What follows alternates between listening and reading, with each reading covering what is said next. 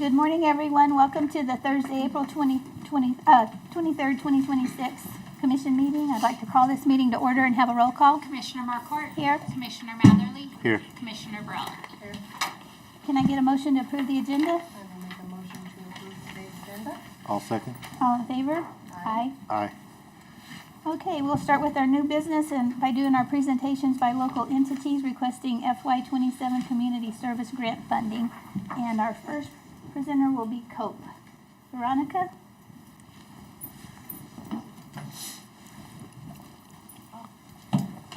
I've got a list right here. We're going in that order right there.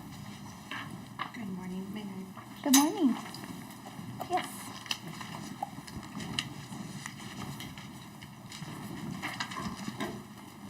Thank you.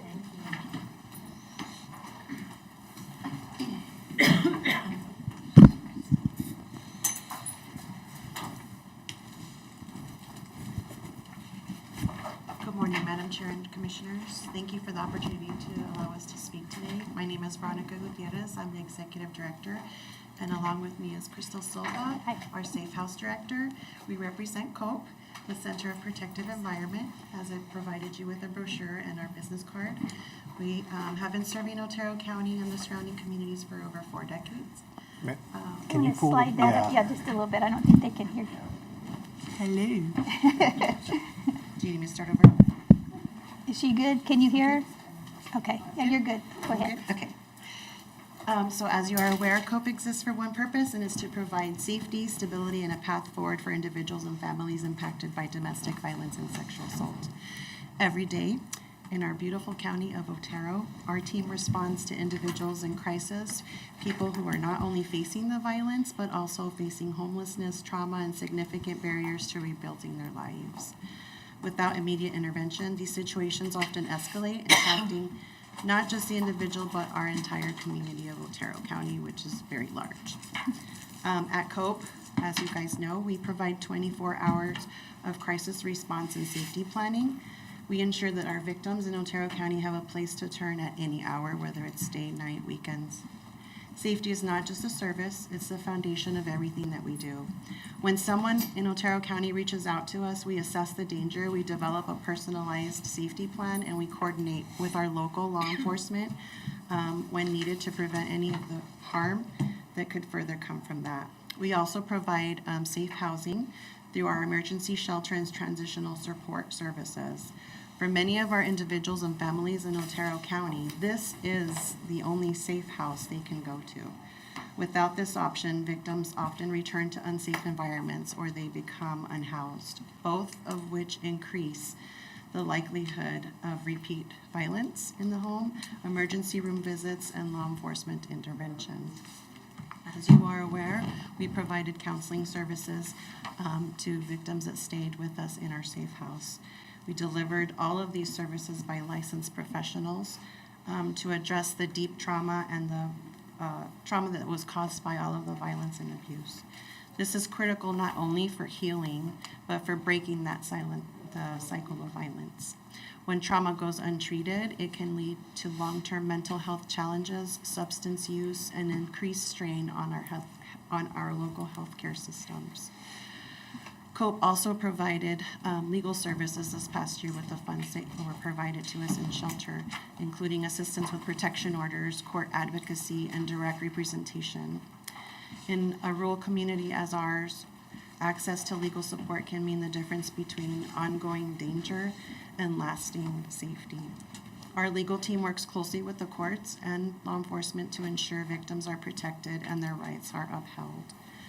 Last year, with the funds that you provided to us, which thank you very much, we were able to support in our county, which is right over 6,600 square miles. We served over 460 survivors of domestic violence and sexual assault. Our agency provided 11,330 advocacy hours, and over 150 families were served in our safe house. We had over 7,200 shelter nights and 1,000 crisis contacts. So I want you to know that the work that we do is not only compassionate, right, but it is cost effective for Otero County. And I'll let Ms. Crystal talk a little bit about the shelter services, which these funds were utilized for this past year.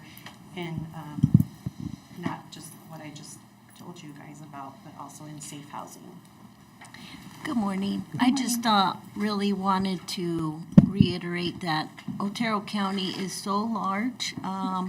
You know, some days I have staff and over the last 3 months, I've gotten 4 victims from Timberon, 2 from weed. I have to send advocates to Chaparral every week.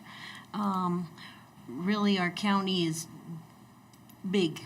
And there's no other way to say it, but yeah, we could just think about, you know, all the way from Tularosa to Mescalero, but really we're going all over the place to reach people in crisis.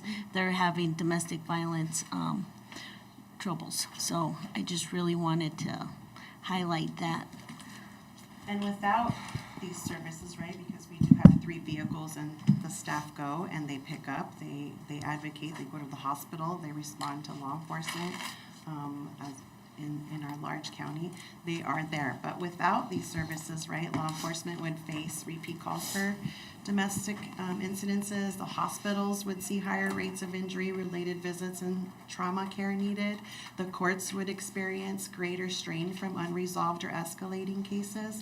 And more individuals and families would experience homelessness and long-term instability if we did not exist in our county. By intervening early and comprehensively, COPE has helped reduce these burdens. We stabilize these situations before they escalate.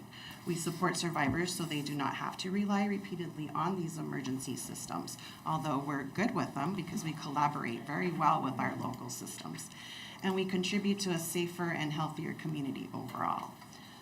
So I want you to leave knowing that this past year, COPE served hundreds of individuals, right? We provided hundreds of nights of safe shelter, and you are more than welcome to come visit to see where these Otero County dollars are going. We delivered critical counseling, legal support, but behind every number is a life changed and often a life saved. I really want you to know that.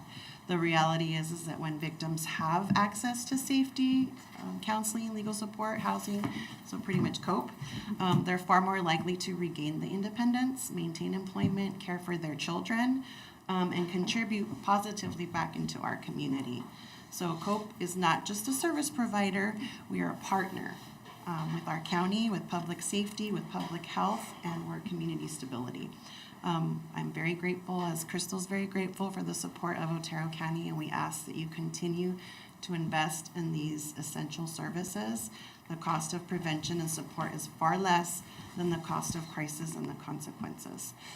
So thank you so much for your time. Thank you for your leadership. Thank you for representing this large, humongous, big county.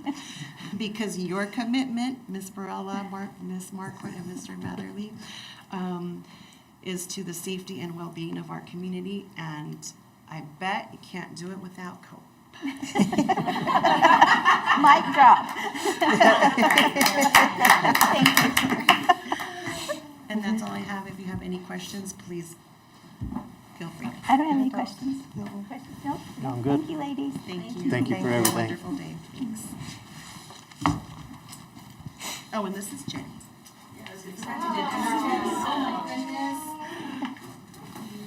Off the record, this is Jenny. On the record, this is Jenny. She's one of our 37 employees. Oh, good. Okay, now we have 100% Otero, Well, now I have to back that up. right? But we partner together. Yes, Yeah. we partner very Well, well there you go. together, yes. We're all on the same page. Good. I am on the COPE board. Oh, okay. So I can't make it competition here. Good morning, everyone. Good morning. Good morning. We have a little slideshow just to show you some pictures of us out into the community. So 100% Otero's mission is to eliminate childhood trauma by connecting families. And I'm sorry, I'm the Sandra Davis, the Executive Director of 100% Otero. And our mission is to eliminate childhood trauma by connecting families to the 10 vital services they need, not only to survive, but thrive. These services include food, housing, transportation, medical and dental, behavioral health, early childhood, parent support, youth mentoring, school, community school, and job training. And so today we are here to ask for your support in ensuring that our rural communities have the same access to service and opportunities as everyone else. Slide 2 shows in many rural communities, families face persistent and often invisible barriers that larger systems can overlook. These include limited access to essential services, long travel distances, lack of reliable transportation, and few nearby support networks. Over time, these challenges create more than inconvenience, they create isolation.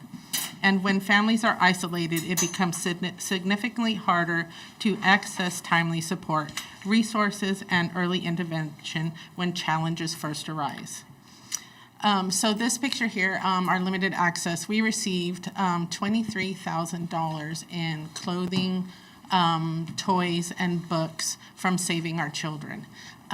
This was our office and all the things that we had, but we had to get our community partners, which is great because we have so many of them, come in and actually pick up the supplies to take them. So we had Chaparral who came and got some supplies, stepping stones from APS and multiple COPE, and multiple community entities come and get it instead of us being able to take it to them. Slide 3, this work allows us to move from occasional difficult to coordinated events to a model of consistent schedule outreach and in rural areas. We would be able to regularly host trainings, educational sessions, and community engagement events without the same logistic barriers that currently limit our reach. This consistency is essential to building long-term relationships and ensuring families can depend on ongoing support, not just one-time services. At the heart of our approach is meeting families where they are. Instead of expecting families to overcome these barriers alone, we bring services directly into the communities. This removes transportation challenges, reduces access gaps, and builds trust. Trust is especially critical in rural areas where services can be limited or inconsistent. When families experience reliable, ongoing support delivered directly to them, engagement increases and outcomes improve. This is why a rural outreach van is so essential to expanding and sustaining this work. So this is one of our early childhood trainings. So this is something we're asking for as well, is funding to continue our trainings with early childhood, financial education training, car seat and safety training. One of our staff members, our early childhood navigator, is now certified to install car seats and do safety training. And she is our family navigation, where we can meet with families and navigate them and get them to the resources they need. And not only a one-time service, but have them come back and document their process with us and where they're at with getting the help. So these are some of our key services as 100% Otero. Next slide. So this is us. This is exactly why a rural outreach van is so essential to expanding and sustaining this work. Currently, it takes up to 6 staff vehicles to transport the supplies, materials, and resources needed for a single Day of Hope event. In addition, coordinating staff availability requires complex scheduling just to make these events possible. With a dedicated rural outreach van, we could significantly streamline this process. Instead of relying on multiple vehicles and large staffing coordination, we could operate with just 2 to 3 staff members per outreach event. This would increase efficiency, reduce costs, decrease travel burden, and allow staff to focus more time on serving families rather than the logistics. And this is just bringing services directly to the families, to be able to take them the clothes, to be able to take them things that they're needing, car seats. We collaborate with a lot of our community members, and to be able to bring things to them and building that trust with them, of letting them know every month we're going to be with you on the 15th. We will be in Chaparral on the 15th. We will be in Mescalero on the 10th of the month. Just to get those dates so they can trust us that we're going to be there for them, that we're not just going once a year and, well, here's 2 outfits, here's there. No, we can come back and we can make sure that it's consistent. So this is what this would help us with, instead of 6 different vehicles trying to shove everything into our own. And it just becomes overwhelming. Okay, slide 5. The overall impact of this work on the community is significant. We are strengthening family stability, improving safety, and increasing economic security in rural areas. At the same time, we are expanding access to critical care, education, and prevention-based resources that support families before challenges become crisis. Just as importantly, this work is rooted in prevention. Preventing trauma is not only better for families, it is also far more cost-effective than addressing long-term consequences after trauma has already occurred. Without early prevention and intervention, trauma can lead to chronic physical and mental health challenges, increased involvement with the justice system, substance use and addiction, and the continuation of generational trauma across families and communities. By investing in prevention, we reduce disparities at the root, decrease the likelihood of crisis situations, and improve overall quality of life for the families we serve.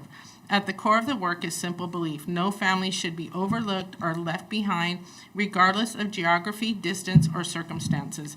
Every family deserves access to support, opportunity, and care, and our goal is to ensure those services are not only available, but truly accessible where people live. And so this strengthens family stability, safety, economic services, and access to care in rural communities. We are here to stop it before it happens. We are here to get to them and give them the resources they need before they go to COPE, or before these things happen, before they're involved. And I love you guys to death. With 100% Otero, we're a smaller entity, so it's really hard to get some funding than the larger entities. And we've been for about 6 years now. We've been a little bit over 6 years. Our co-founders here, Peg and Lisa. And so we're just trying to get more out to the rural. We want to make sure those rural communities are getting the same things that everybody else is. Do you have any? No, and just reiterate, and that we work with all the nonprofits in the community, that none of us do this alone, we all work on it together, and it helps us all. Okay. Yes. And that's it. Did you not ask for any funding last year? We did not last year. Last year, I'm sure I'm on the right. 2 years ago, we got funding for the pit count. And some We things that help. Right, and we still continue the pit count. We will have here shortly the results of that pit count. And we've still been doing some days of hope, but this would help us do them in the outer areas of the county. Yes, that was the first slide was the Day of Hope in Tularosa. So far this year, we've done Tularosa, Alamogordo, and Mescalero since I've been on. So we are looking at our next stop to be Chaparral. But they're spread out and far, we do maybe one a year at each, and we want to make sure we get out there more often. We definitely are getting the resources. Save the Children is something that we'll be getting quarterly, if not once every 6 months. So to get all that, those clothes, and it could be bikes this next time. It could be bikes with helmets. And just to be able to transport all that has been very difficult. Our early childhood navigator and coordinator right now, they had delivered some book nooks because they're getting ready to have a training. And so they're being able to give the library a book nook with all kinds of books in it. Well, these book nooks arrived and they're huge, and we're like, how are we going to get these out to our community? So a van would help us be able to transport all this. And our county coordinator, Katie Silva, we have a few things on there, the trainings and the presenters. We have 7 scheduled calendar days of hope on there. Our program assistant salary, so that would be Katie, and she helps coordinate all these. She helps get with our community and has them all come in for tabling and resources and everything that they can bring to the Day of Hope, because it's not just us, it's all of our community that's coming together to give resources on those days. APS comes with their I'm sorry, Flow. Yes, with Flow, and they bring that. And then our health services here in Otero County will give out shots, and they will do that in Flow. And so it's just a community, collaboration coming together and doing these days of hope and bringing things and services. We bring dog food. We get people, our community who donates dog food, because as you know that some of our homeless, some of their best friends are their their little fur friend, and so we want to make sure they're taken care of as well. So there's so many things that are done at these days of hope. So, and we would love to continue it and have more of them. It's essential.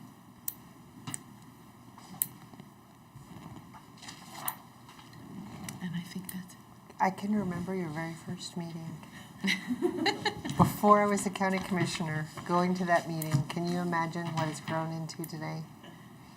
Good It's shocking job. to us too. Good job. We didn't imagine we would That, be here. that very first meeting was just about the vision. Yep, Yep, a yep. long time ago. And I may have misspoke. We did ask for money last year for a housing coordinator, but that didn't end up coming together. So we did not get any money. But Said 7,275. that was 2 Yeah. years ago, I think. Or we Make used it sure, last year. make sure I grab the right book. Yeah. Whatever. Yeah. Whatever. I just wanna, Yeah. I just want to make sure I didn't say the wrong thing. So help us continue. Help us continue our rural outreach. So thank you. Any questions? No. Anything? No? All right, thank you. Okay, thank you. Now we have the counseling center. Another one of our. I'm struggling going back and forth. I know, Counseling 129. yeah.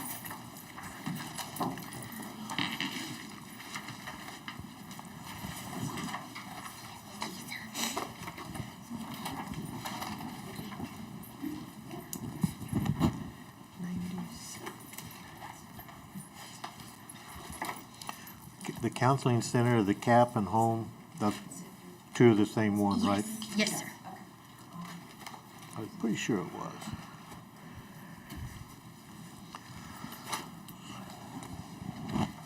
Okay. You ready? I'm Found your ready. page? Found my pages. We've got to flip back and forth in this book. It takes a minute. Good morning. Good morning. We're ready whenever you are. Okay, whew, I'm not sure I'm ready. It's been a wild morning already. So, I want to thank you for. Ooh, I am so sorry. That is not on my brain. Ooh, that would not have been good. I want to thank you for having us again today and listening to our presentation for the Community Alternative Placement Program at the Counseling Center. We have been in partnership with the county. This will, I believe, is our 14th year that we've been providing the services that were first brought to us by Otero County Detention Facility, because they were spending an exorbitant amount of money transporting young people to detention, and because we didn't have a juvenile detention here. So they came and talked to Ms. Kim Richards, who is our CEO, and asked if there was something that we could do within the community. And so it was our privilege, really, to be able to say, if this is the place where our young people are going to live and they're going to reside, then isn't this also the place where they should receive services and see that you can make small changes each and every day. You can learn new skills. You can become a productive member of your chosen society, your chosen community, without being sent somewhere and have to come back. So it began as a program that was for pre-adjudicated juveniles, post-adjudicated, and for those young people who have offended or were on conditions of release and pending possible placement in detention. So after some brainstorming and looking, we decided to base it on a life skills kind of programming where you could learn how to access the different supports that are here in our community. You can learn how to handle emotions. You can learn about different careers and what to do and how to connect with the college if that's what you're looking for. And it also gave the community a sense of protection in that there were eyes on these young people who may have been out causing hate and discontent in our community. And at this point, there's eyes on with us. So it's definitely been a more cost-effective way of dealing with young people and possibly facing detention. And it also gives us a chance to intervene at an earlier stage than when they come back after a commitment of 6 months, 1 year, or 2 years. It also gives us the opportunity to provide transportation. So transportation is not an excuse for someone to not come to session, to come to either the day, or the morning session or the afternoon session. We have it broken up into 2 sessions. We work on educational development, life skills development, and also personal development. And one of the things that was created, not for this program, but we do use it in this program, is what we call the Passport to Success, which is 13 different areas that our young people are asked to go to. It might be the county clerk's office to learn about how to register to vote. It might be the health office on all the different services that you can get there. Going to the library and getting the library card, because our library has so many resources that our young people have not a clue about. And we learned that you can check out a National Parks Pass for free and use it at any of the national parks in the United States. So it was like, oh my goodness, okay, we're learning stuff too. And it gave one of the other pieces of that program was to come up with a dream board, because so many of the young people that were involved in this don't know what it is to dream. You ask them, where would you like to go someday? Where would you like to visit? And it's like, I don't know. Never been outside of Alamogordo city limits. We have an incredible amount of young people in our community who have never been to White Sands, who have never been to Cloudcroft. This helps us to connect them to those other things that they can do in the community, as well as have the consequences for your actions and choices. A lot of times when we hear the word consequences, we automatically think negative, but there can be positive consequences as well. You have a mentor, you have somebody who's going to help connect you to those services that you need. You can have somebody say, you know what, you took care of your business, we're going to discharge you early. So consequence doesn't have to just be negative. One of the other things that that we're very proud of that we've done in the CAP program is we have expanded it through a partnership with the Alamogordo Public Schools. And so we have Chromebooks that the school has donated that the young people can continue, if they are long-term suspension or expelled, they can continue to work on their schooling there at CAP and get credit, so that if they're expelled for a year, they're not a year behind in credits. And we have a 19-year-old freshman with 1 credit. So it's giving some kids some hope. It's letting them know that there's somebody there. We provide the tutoring, the assistance, the help that's needed sometimes because our teachers are overwhelmed. And so we have a much smaller 1-on-1 or 1-on-5 that we can work with our kiddos in those ways, and have seen tremendous increase in grades and GPAs. We also have the tutoring that is provided for young people ages 10 to 17 in our community. And I have just a few stats for you that when I submitted our report, I gave the information for July 2025 through February 2026. We now have the March stats to add to that. So the CAP provided services to 68 young people during that time, and their average stay was about 6.6 days, with the March numbers in there as well. And we can keep them for a maximum of 90 days, because we have found out that if it's longer than that, they start to get a little too comfortable. So we need to go do something else, and then you can come back 30 days later, but you need that break. And also during that time, by adding in the March 2026 stats, we provided 196 hours of tutoring, and that was provided to students other than the 68 in the CAP program. So a whole lot of tutoring hours.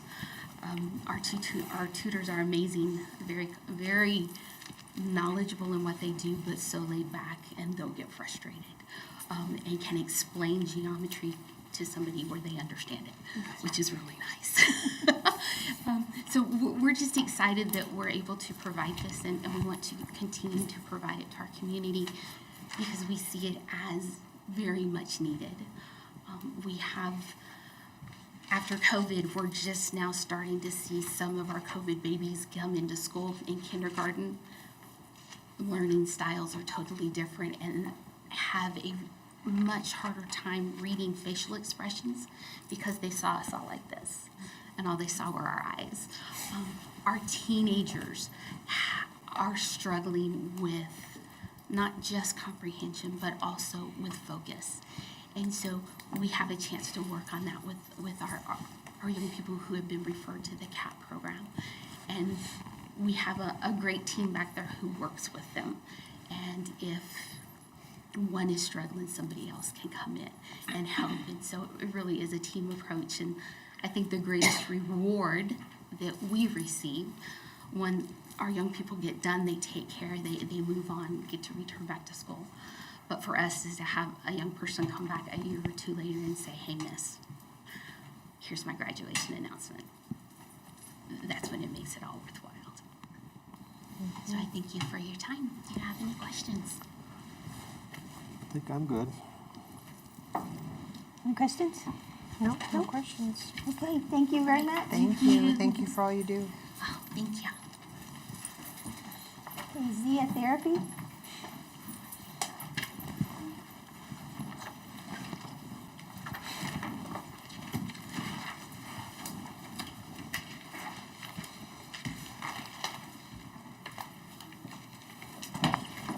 Good morning.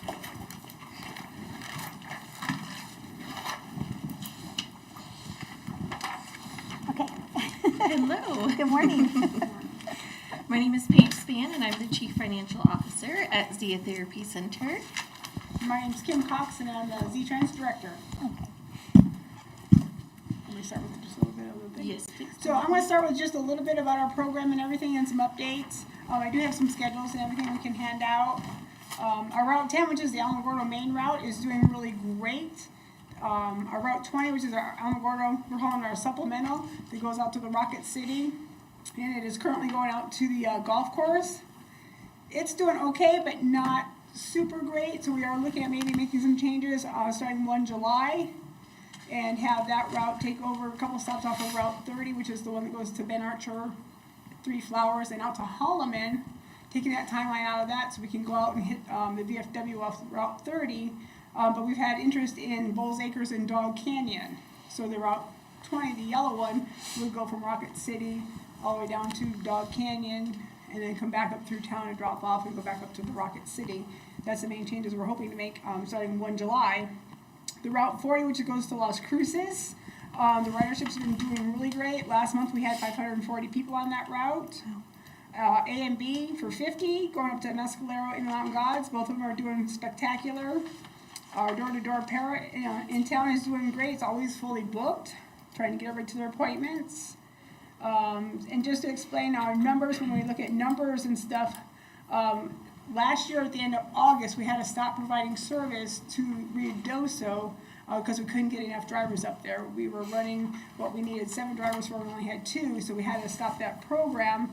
So when you look at taking out what Ruidoso would provide for numbers, take that out for what we're currently doing this year, we're actually up 5,000 riders this year for the Alamogordo, Otero County itself.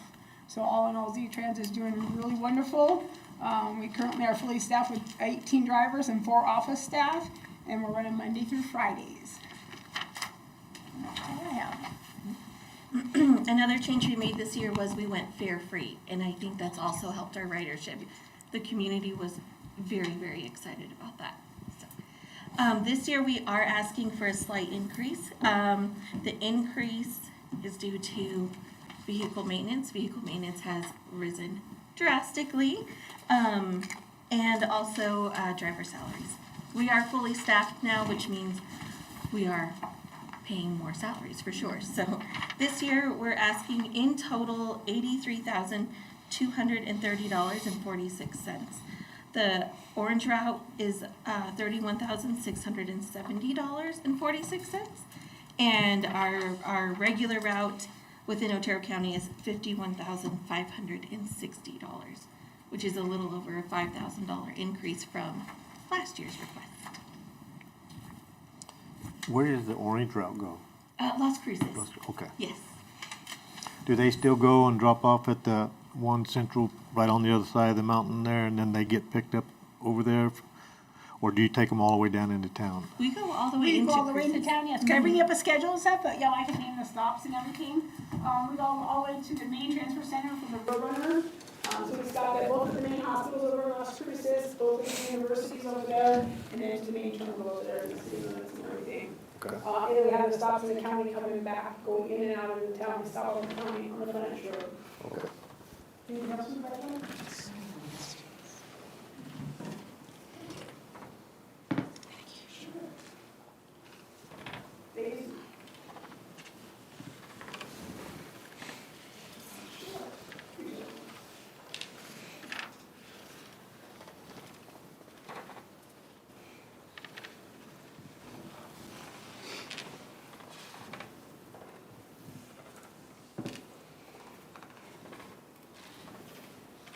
All the stops. Yeah.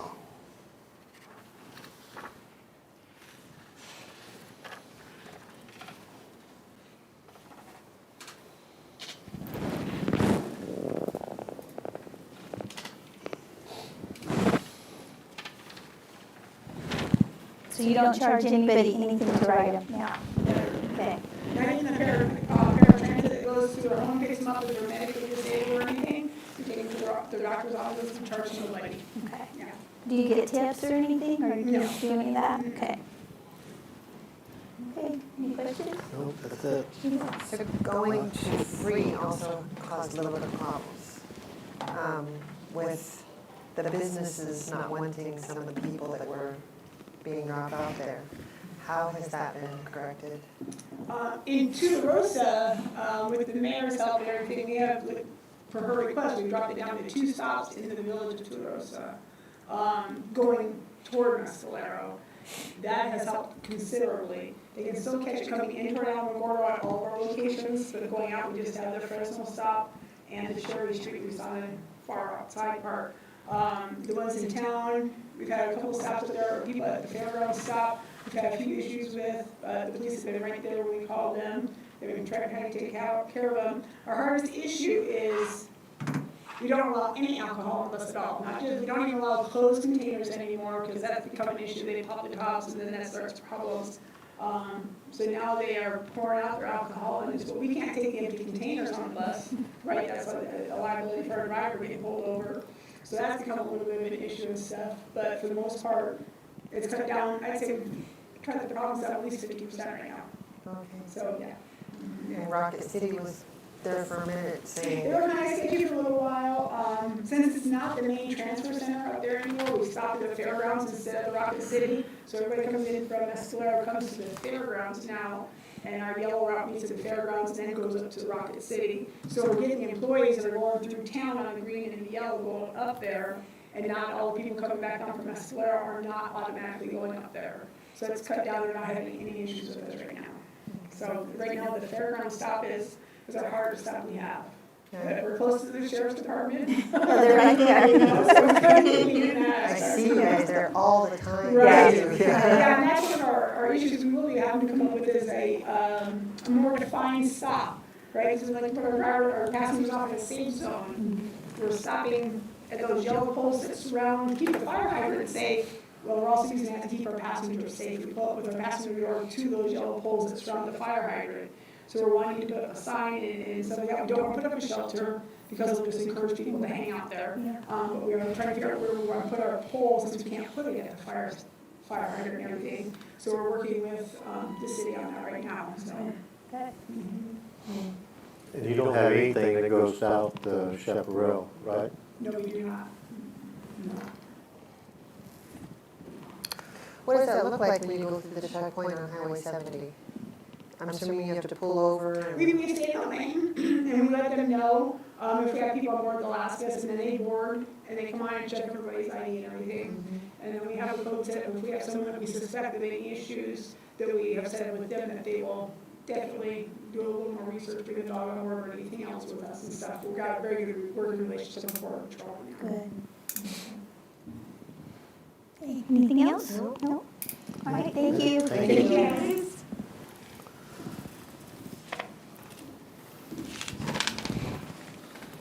Okay, Sacramento Mountain Senior Services. We are way ahead of schedule. She's not here yet. Oh, yeah, we're like, dang, we're 20 minutes ahead. Yeah, We're we're doing 20. good. This never happens. Yeah, that's right. Just fill in the time. Okay, we can skip the, thank you, Vicky. We can go to soil and water, because she's here. That's what she said. Yeah.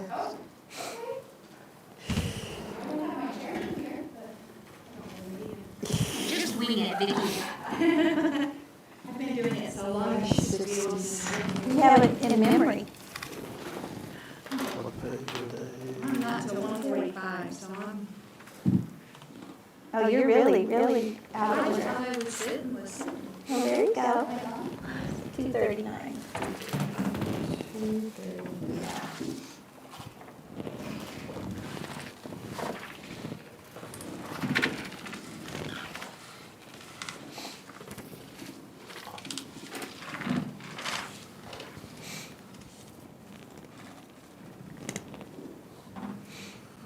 Okay, whenever you're ready.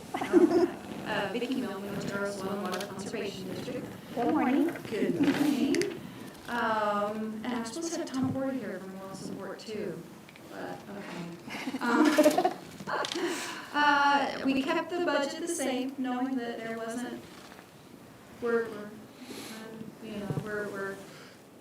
trying to hold ourselves together too. Yes. We've had some budget problems with BLM, but we're working through those. They want to fund us for things that, not for what we've been funded for, but what meets their agendas.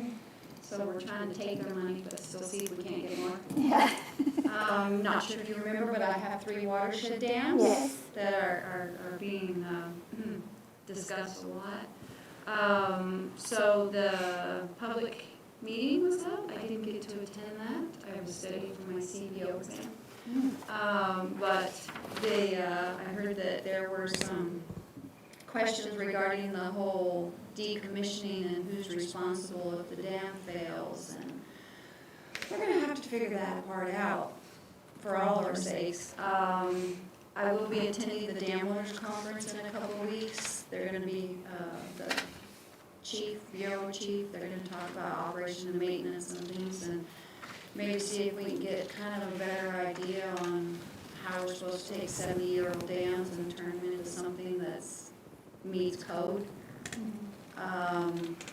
They're working with us on getting the information to line that conduit so that we'll be able to get that main repair done. Where the cracks are, yeah.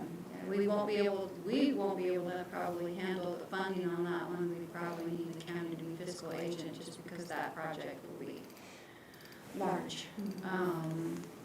But we haven't gotten an update on the people doing the peer review So I was hoping to have their information to kind of update on what they were seeing as far as the needs for the dams, but right now, we're just gonna keep working on those maintenance issues that the Dam Safety Bureau is wanting us so that we can all reduce that hazard.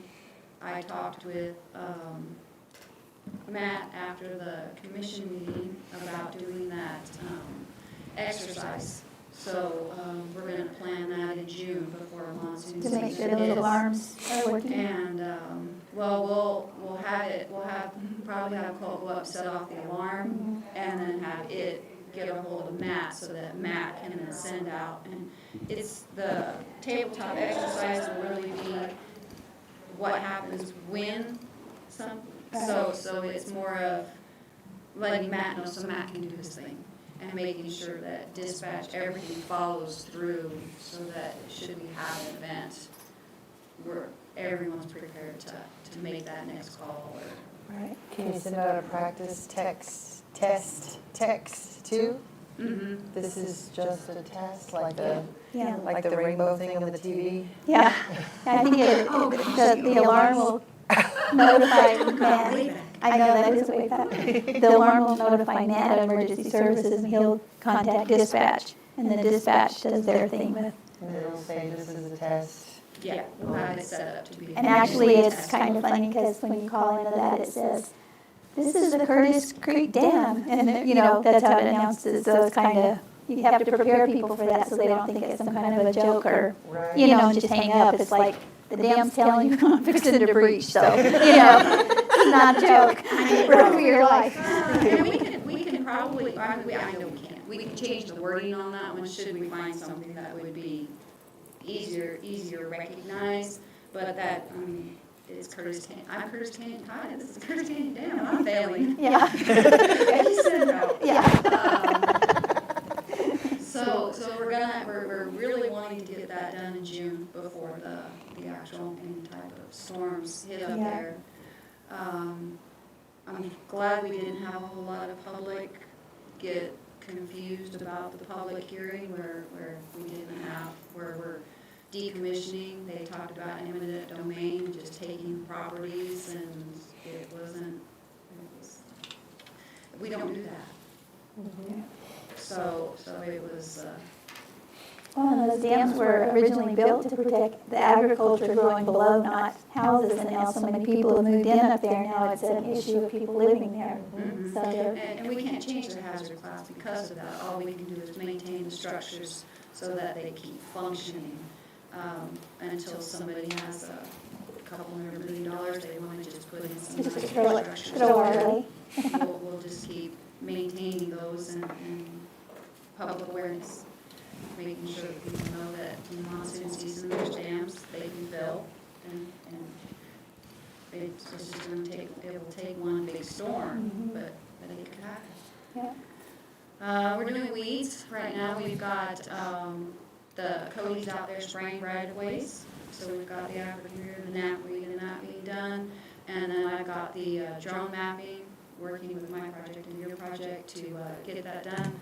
The idea was to do the right-of-ways that we've been maintaining and then a buffer alongside. Tom and I met with them to show that whether the land status is state or federal, that we're doing the right-of-way that we have control over, and if you're not maintaining control over yours, guilt trip, whatever it might take to get more involvement. There's only so much you can do on Lagos Gate Road when we spray ours, and then the BLM Mesa Verde kind of gave up because there's not enough money to spray all that between the Holloman's African Rue and then the rest of it. So it's doing our part to show them they're not doing theirs. So we're hopeful to have those maps here this summer. We'll be able to show where we're doing good and trying to do that. And we'll move up to the higher elevation weeds in the summer and get those mapped for hopefully in partnership with the Forest Service. They're talking about it, letting us do the borders along where the private landowners have it treated. And then they haven't been, just so we can prove that we have to keep doing the private land because the federal land is still blowing seeds on private land. Do y'all communicate with Alderman and stuff? Because we were at a chamber meeting one time and the commanders were there and he didn't even know what RU was. So they, you know, they changed so much. Yeah, the biologist has been out there for I think 6 years now, that Spencer Robinson has been working with us through our weed management area. And their problem was they were only concerned about flight lines. So the salt cedar, if it burned, would impact the flight lines, so they took care of salt cedar first. So now they're looking to do a study on African root. Well, that's a step forward. When you say study it, I think years. It takes the serious, it's like, okay. So we've got that, and then we do our small conservation projects where we help the small projects that can't get funded through the federal programs. We did 3 this year with that funding, helping them build fencing and pipeline that just can't get replaced. Potter's Ranch out there, the vegetables and all, his irrigation line, he couldn't get assistance to get that funded, so we provided the funding to get his irrigation line fixed where it was leaking. And so we're small producers and doing what we can. And then our outreach program, where we'll have to really work on something with those, explaining the dam situation so that we can make sure that the last brochures that we had printed were when we were doing reverse 911. So if we're gonna stick with Genesis, making sure that we're getting the right information. And then Matt said there's an upgrade coming up with Genesis that might make things even more useful for doing things, so we need to update something so that we can have that at events so that the people understand when they're recreating out there. So. Get your information in so we can contact you if one of those dam breaches, so. That's it. That's the only way we're gonna make this all work. Agreed, it's a lot. Any questions? No? Well, we're good. Thank you for all Thank you, you do. Vicki. Good filler. I know, thank you for jumping in early.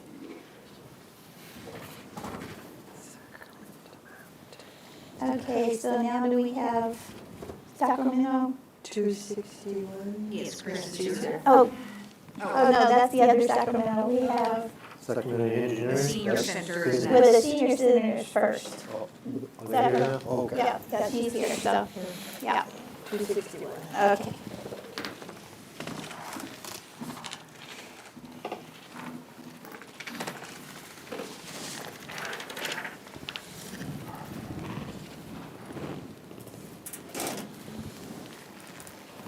Thank you.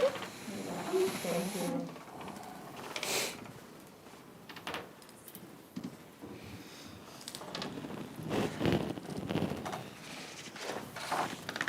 Good morning, Commissioners. I'm Chris Burton, Good morning. Executive Director at the Sacramento Mountain Senior Services Centers. I just, first of all, want to say that we really enjoy the relationship that we have with the county. It's been a good time, and I always appreciate the reception I get when I call down here for one reason or another. I'm just seeing who else is in the room. But I'll share a little bit about what has gone on with the senior centers this year and what our plans are for the future.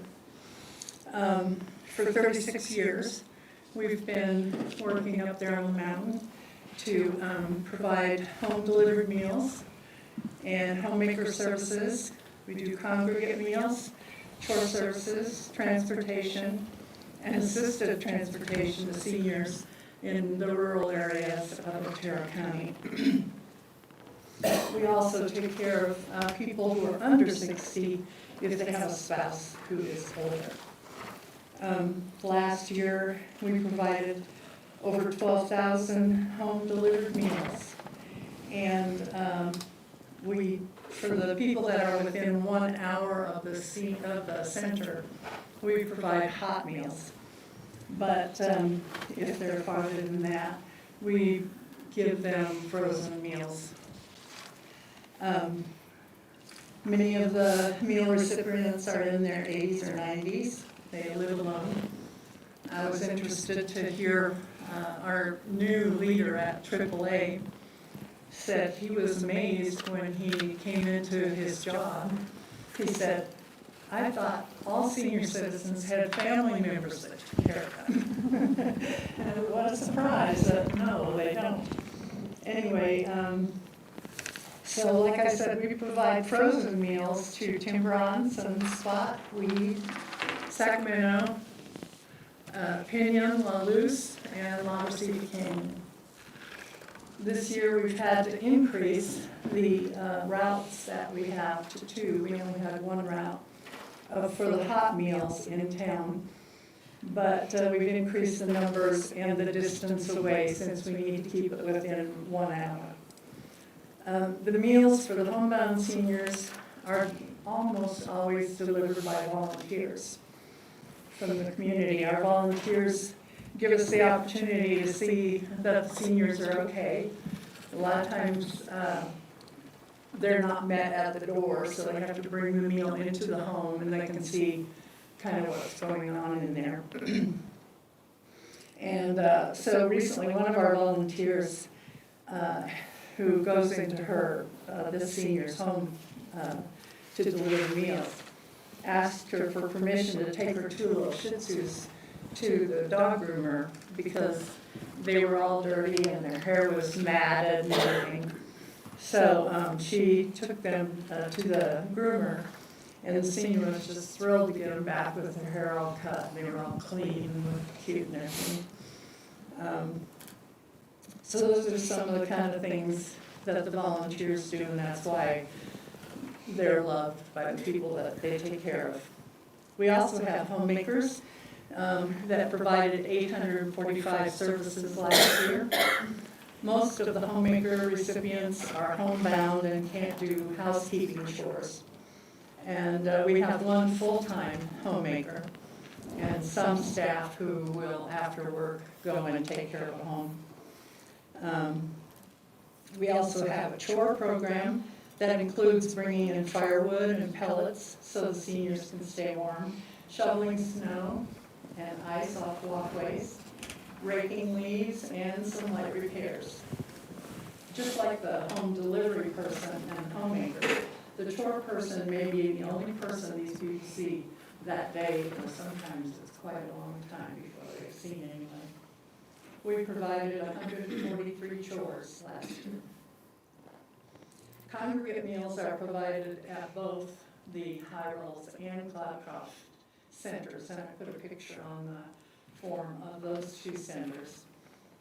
Last year we had to stop taking meals out to Mayhill because we just didn't have enough people there, except in the summertime.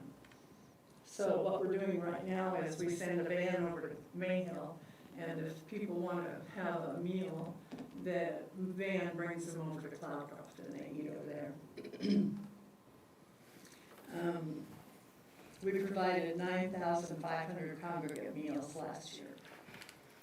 And transportation and assisted transportation are provided for people who need to get to a doctor's appointment, grocery shopping, and they also, if the person can't go, will go and pick up prescriptions for them or packages at the post office. Sometimes we provide assisted transportation for people that are unsteady on their feet or something, and they'll go with them like into the doctor's office and make sure that they're steady enough to go in there. And we provided 1,140 trips last year. I started telling you last year the beginnings of this next story. It's a little success story about one of our people, Sue. She's 84 years old, and she lives alone in High Rolls. She has difficulty walking, and she's dizzy sometimes, but she loves her home, and she shares it with her cat. Her daughters live in other states, and they wanted her to leave the mountain, which is sometimes people say, you can drag me out of here by my feet. They're not going to leave the mountain. And she didn't want to move away. So she was pretty upset. And we sent over a homemaker to go to her home every week to wash dishes, do laundry, clean the living area and bathrooms. And then we also started sending her hot meals every day. Her daughters have finally agreed that she's doing much better now, and they've stopped pressuring her to leave home. So she's real happy about that. But the thing that I started telling you about last year was that we contacted our liaison over in Las Cruces from a New Mexico Aging Department, and they were able to get Sue a new mobile home through the HUD program. And that process started a year ago. And she just got her 14-foot wide mobile home. So she is ecstatic about that. Her old home had mold in the wall. It was horrible anyway. All of our services are free. We suggest donations of $4 for meals, $6 for a trip, and $6 for homemakers and chores. Some people pay that and some pay more, and some people don't pay anything. We exist to fulfill what our mission statement is, which is to serve the senior citizens residing in the Sacramento Mountains of southern New Mexico, so they're able to age in place with dignity, safety, and respect. We attend to our seniors' nutritional needs through our meal programs and provide emotional and mental support through congregate settings, homemaker visits, transportation, assisted transportation, and chore services. This year, I'm requesting $174,000 to try to get us through because of increases in food prices, fluctuating gas prices. As I told you, we've increased our home deliveries, and we've had a lot of vehicle repairs for our old vehicles. So and I continue to apply for capital outlay grants for those. Not sure if we'll get anything this year or not. We submitted an RFP to non-metro this year and have not gotten the result back on that, whether they'll be able to help us or not, but we're requesting to branch out a little bit more. We want to go to Tiburon and be able, right now we're delivering frozen meals down there, and we'd like to be able to have hot meals and actually provide a congregate setting a couple days a week. And we're also looking at La Luz. In addition to that, we'd like to provide a person to provide respite care for some of the caregivers who have someone in their home with dementia or something like that. So with those additions, that is the reason for the increase in the ask. And I appreciate you listening to me, and that is my presentation today. In your budget, this 86,000 surplus, I'm assuming serves you to the end of this fiscal year? I'm sorry, could you? This 86,000 surplus that you have, that's at the end of the report of January 31st, is that budgeted through the end of June? The end of June, yes. And do you expect to meet that completely? I think we will. Okay.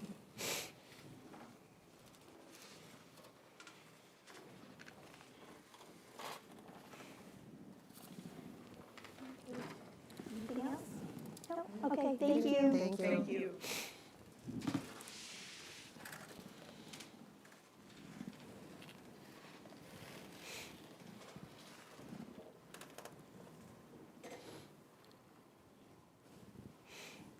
$275. Okay, Cindy? Yep.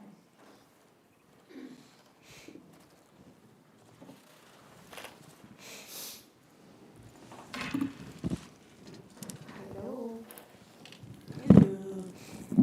Thank you for having me. Just to refresh, I'm representing the Sacramento School of Engineering and Science today. It's our brand-new public charter high school that started last year with help from, a lot of help from the community, and I'm very appreciative of that. So we're going strong. We have kiddos, about 35 kiddos right now. We have a big increase in enrollment for next year planned. We have a waiting, not a waiting list, pre-enrollment list happening, so we're growing and hanging in there.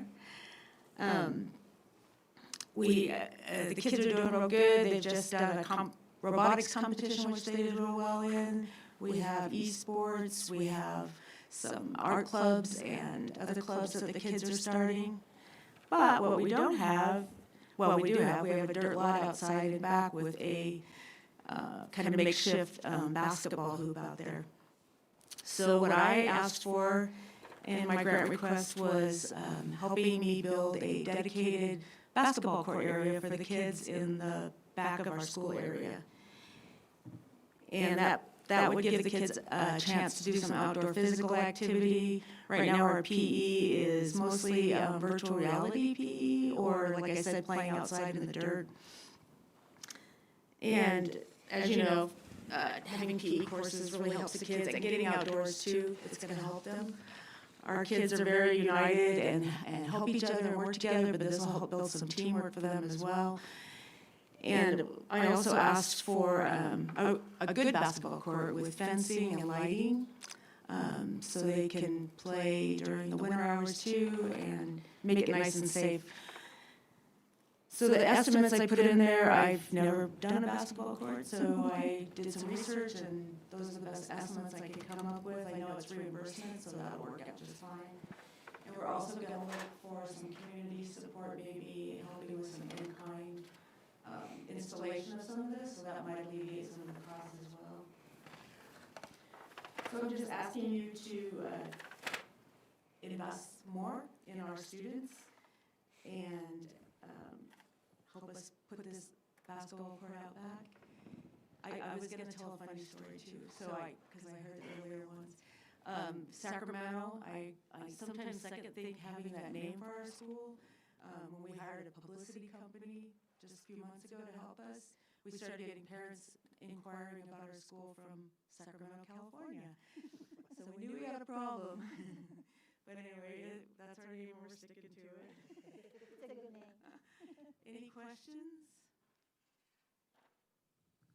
You're probably not, you probably didn't bring this with you, but you just recently had some awards and stuff that you gave your kids for their advancement and how much they've been learning and improving on when they started at the charter school and where they're at now.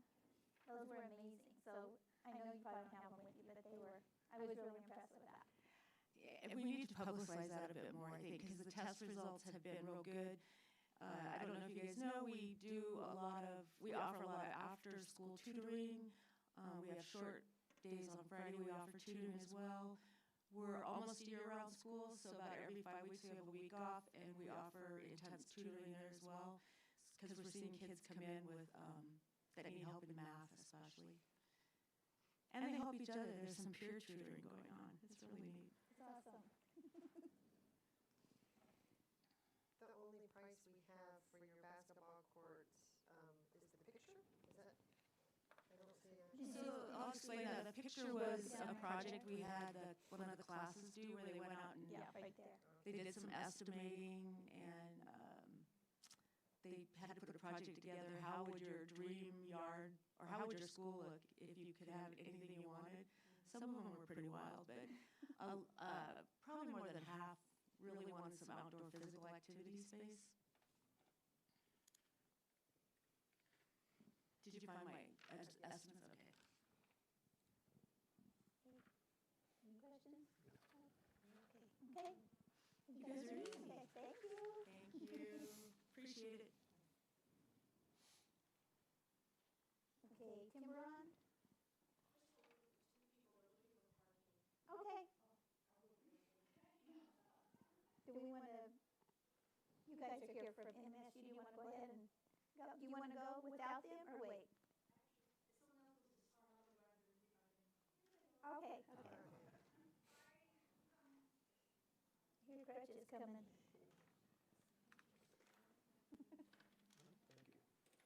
Thank you. Run, run, run. Yeah, it's more like hobble, hobble, hobble. 325. 325? Yeah. 325.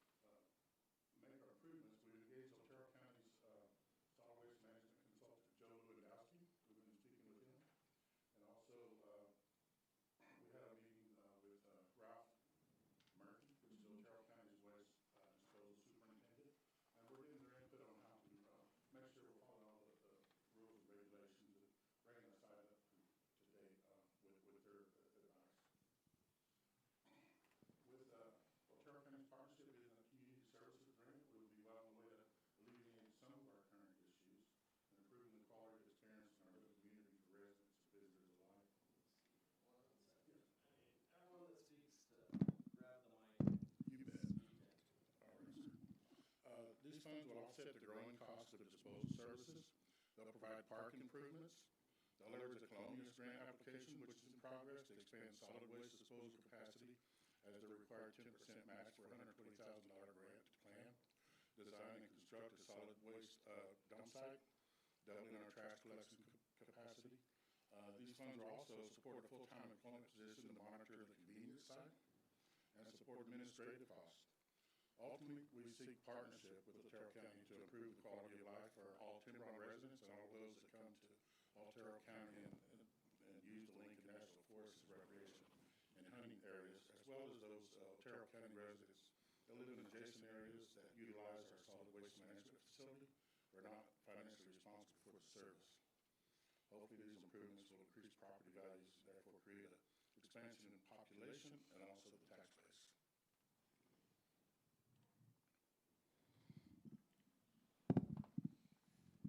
So I'm going to try to paint a little picture of what we've experienced in the last year.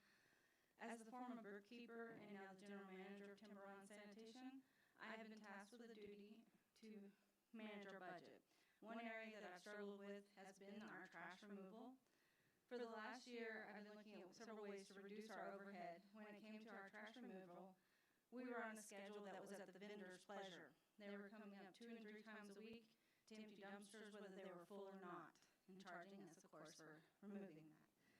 So I decided that we would go on to an on-demand system, and I was calling as needed. And so that kind of caused some other problems for us, because now my guys, instead of working on the water problems, they were having to go and check the dumpsters 2 or 3 times a day and check their levels and then smash them down. And it just, instead of working on the water problems, they were becoming trash fills guys. So when we were doing the 2 and 3 times a week that they were automatically coming up and doing, it was anywhere from $10,000 to $14,000 a month coming out of our budget each month to take care of the trash. Doing the on-demand, I was able to reduce it down to $5,000 to $8,000 a month, but with the demand system, like I said, we had the new challenges. The crew has to drive by, they have to be aware of the levels so that they can smash it.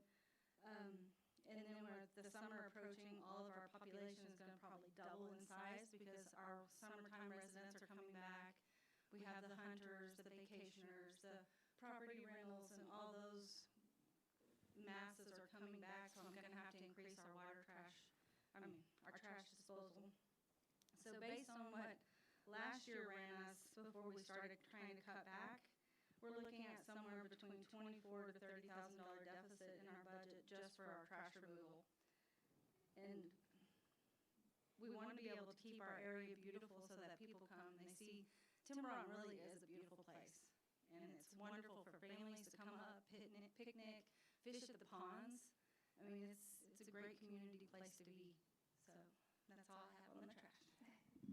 And the last part I'm going to visit with you about is about our children that live up there. I think a lot of people think of Tiburon as a retirement community. Well, we have a lot of young families, and the kiddos go to school in Cloudcroft unless they're homeschooled. But that trip to Cloudcroft and back is an hour ride for those kids. So every afternoon about 4:30, the bus stop is right in front of our office building, the lodge, and the kids tend to stay and play in the park and run off some steam after being on the bus for that hour, which I'm sure the parents need them to blow off that steam. Well, the issue that we're talking to you about today is the state of our park bathroom. It was completely vandalized. Toilets were broken, urinals broken. The roof has rain damage, water damage. The place has some renovations, so we did put in a small ask to help us get that restroom up and working, not just for our school children who need that facility, but also for our adult visitors. We want our visitors to feel as welcome as possible, and walking up to a locked bathroom just does not give that message. So we would appreciate your help with that, in addition to our solid waste disposal request. To emphasize, too, we are looking at other funding. Otis already mentioned the Colonias infrastructure grant.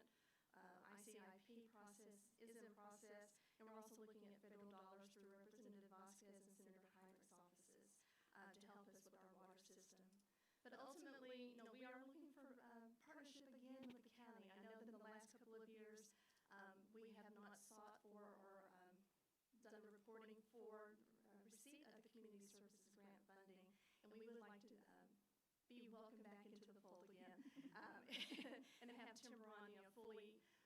serviced by Otero County. And lastly, if we had a Chamber of Commerce, we would say, as a Chamber of Commerce moment, we'd love for you guys to come up and visit and let us give you a tour to see what we're talking about. On your trash, do you bill on your water bill for the trash service? Yes, it's $16 a month to all metered residents. Right. So, but it doesn't come anywhere near covering what we have to put out for the trash removal. In fact, there are accounts that are considered standby accounts. They are not hooked up to a meter. People can use that property, maybe with their campers, but they don't pay a trash service fee. They just have a one-time fee of $30 per year. That one is $61.15 per month, or per year. So $5 a month, they can use that property and the trash services.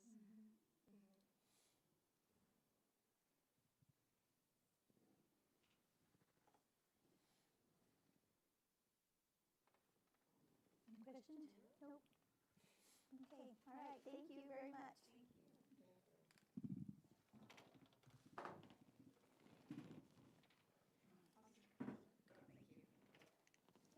Okay, now NMSU.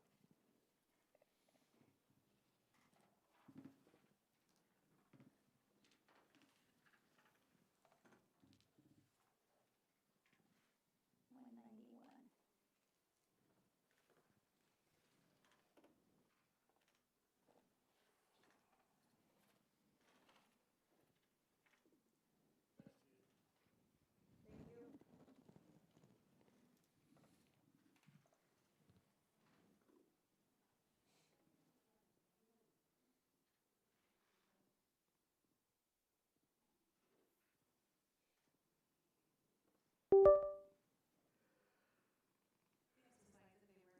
Okay.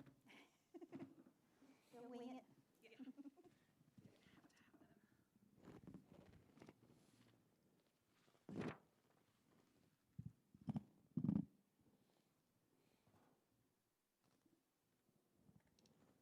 Look at that working.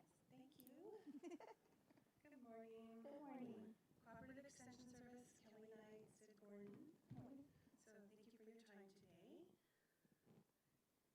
So our mission for the Cooperative Extension Service is to provide, so next slide please, research-based practical knowledge and programs to improve the quality of life for Otero County residents. We are a trustworthy source of information because we are backed by the resources and the research of New Mexico State University. Our main program areas include agriculture, family and consumer sciences, 4-H youth development, and community economic development. Next slide, please. So why cooperative? Because Otero County provides funding for extension, we're able to receive state and federal dollars. So every 1% increase from Otero County is matched by an additional 3 to 5% from state and federal sources. In addition to our county agents, so that includes myself, Kelly as the Family and Consumer Science agent, and then Sid Gordon, our agricultural agent, and our 4-H agent position, which is vacant right now. We are doing interviews Monday, so fingers crossed, in a couple of weeks we'll have a new person to announce in that position for you. So the funding provided by Otero County also includes, in addition to our local county agents, access to faculty at NMSU. So for many years, specialists from main campus have provided workshops support to help provide our programs in Otero County. Slide, please. So throughout the county, from Alamogordo to the mountain communities, to Tularosa, to Mescalero, we provide programs based on the needs of individuals and families in those communities. Information is practical, and it's taught in ways that develop skills. So we have a saying in 4-H, you may have heard before, it's learn by doing. This emphasizes the hands-on experience as the most effective way for young people to learn and develop skills. And that also applies to our other programs as well, from hands-on labs for beef cattle production to things like our cooking classes. We have a really long history of providing trusted information. Cooperative Extension Service was established through the Smith-Lever Act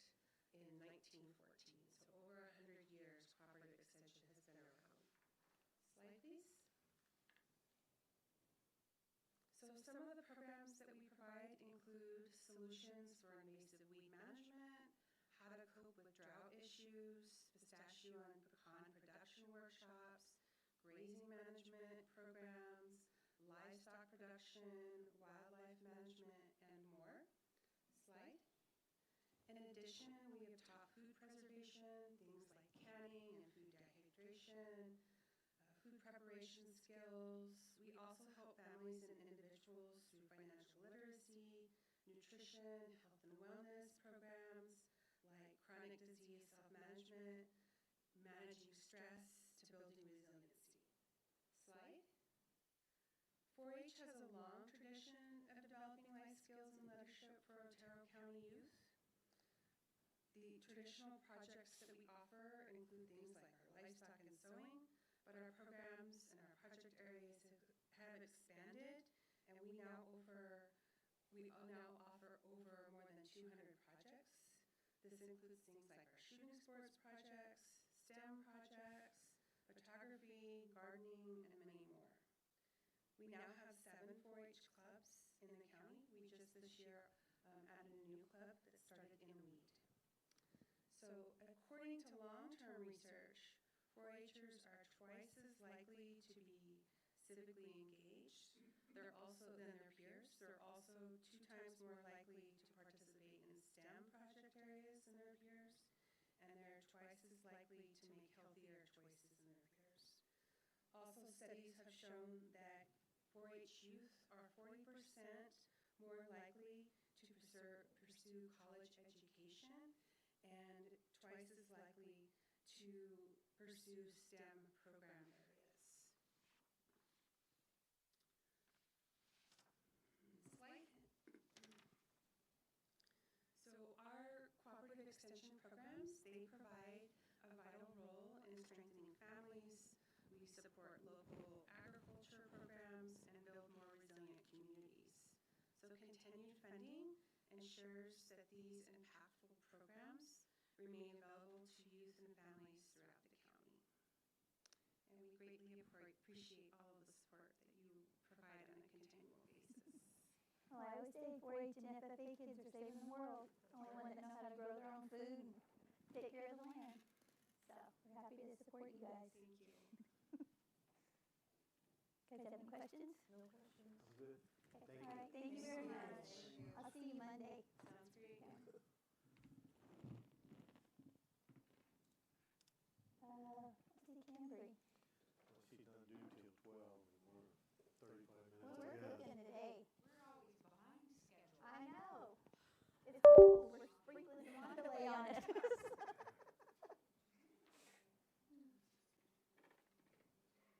Nobody else is here to jump ahead, so.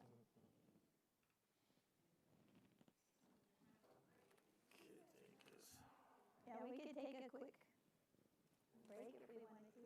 You can go to the restroom or anything. Go outside more. I know. We're going to lunch after this one, so. And we already did soil and water, so in the library right after lunch, so. Before I forget, Steve is supposed to be calling you. Do you want me to call you?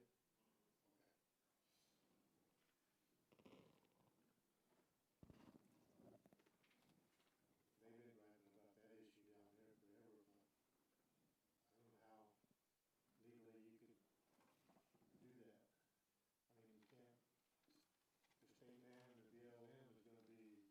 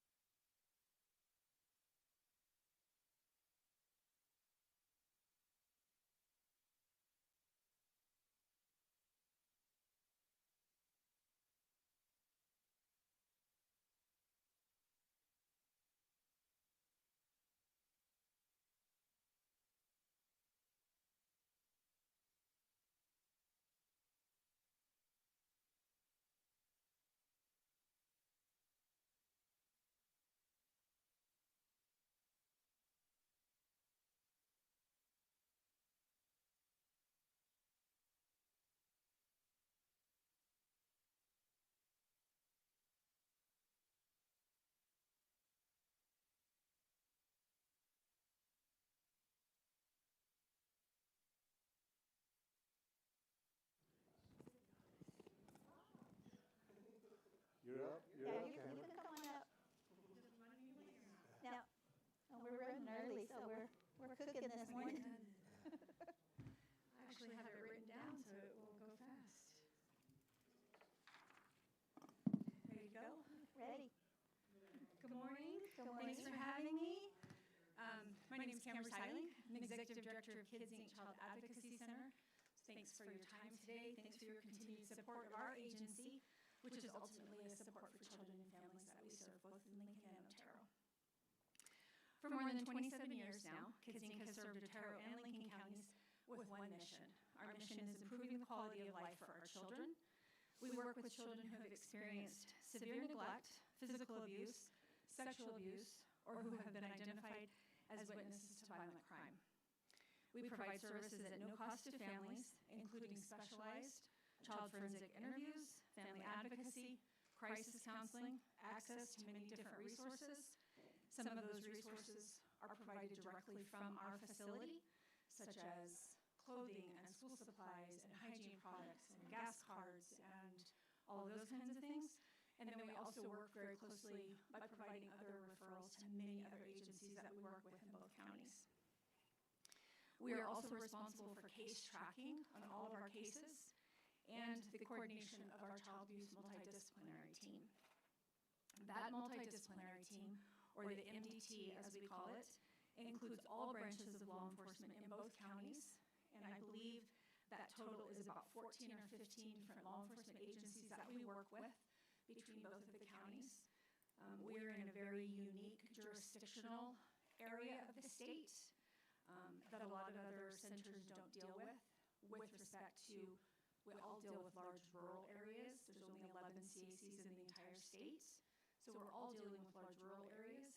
But because of where we sit, we also serve Mescalero Apache Indian Reservation, we serve Holloman Air Force Base, and so there's always some different jurisdictional kinds of issues coming out of both of those locations. So all branches of law enforcement in both counties, we work closely with CYFD, various medical providers, mental health providers, our prosecutors out of the 12th Judicial District Attorney's Office, as well as the United States Attorney's Office, depending on what the jurisdiction looks like from each of those places that I told you about.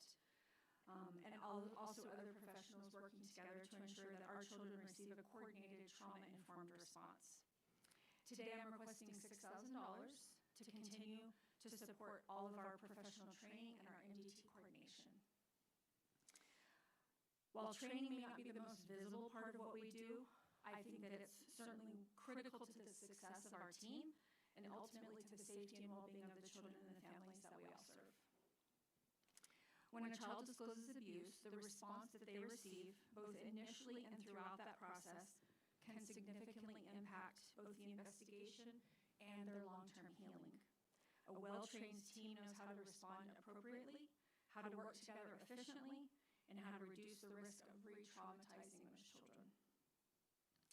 The funds that I have requested allow us to provide ongoing training for our MDT members and support our MDT onboard trainings and orientations that we provide.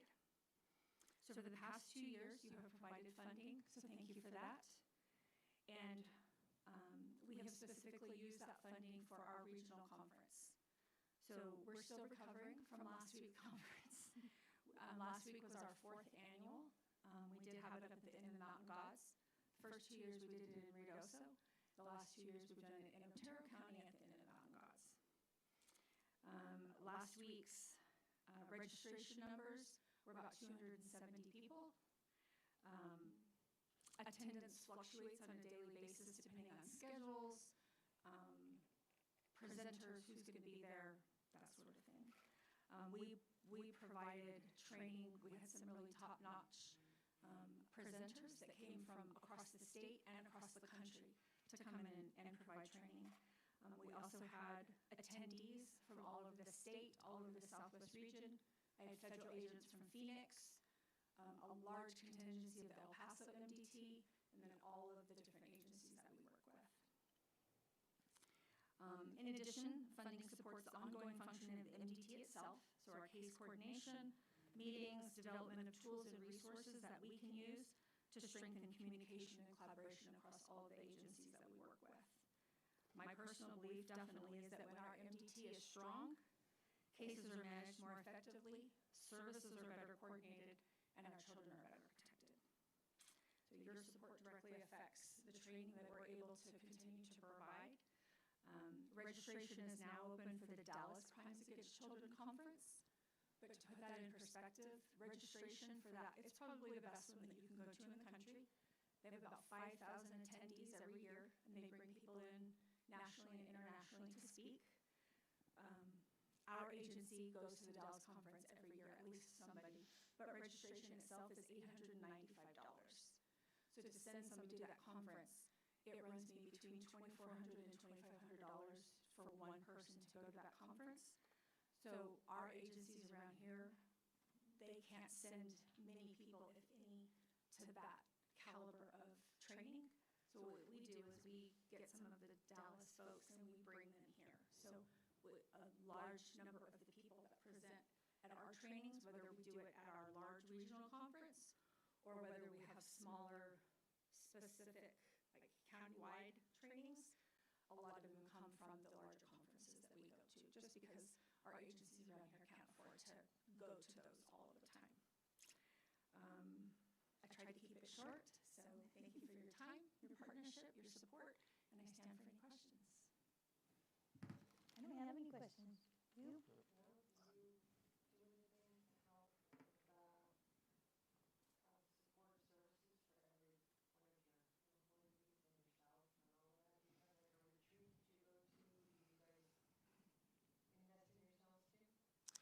So a few years ago, I was able to write into our budget and get support from my board for a wellness benefit for staff.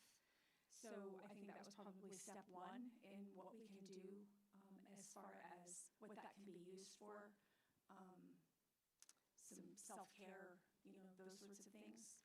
And then the other thing that I have to be really conscientious of is what's going on with us and around us when we're in the facility and we're working cases and when we have those tough days. And I can use some administrative time, to send people home to do what we need to do, because all of us are, we get triggered in different ways. We have different experiences, and so that's a big thing for us. I wish there was a retreat that we could go on. My staff has asked me to find a conference maybe in like Maui or something that we could go to. I don't see that happening. Not with nonprofit funds for sure, but I try to make that a very conscientious choice when deciding what we're going to do with our funding and how we're going to send staff home if we need to. Thank you for asking that.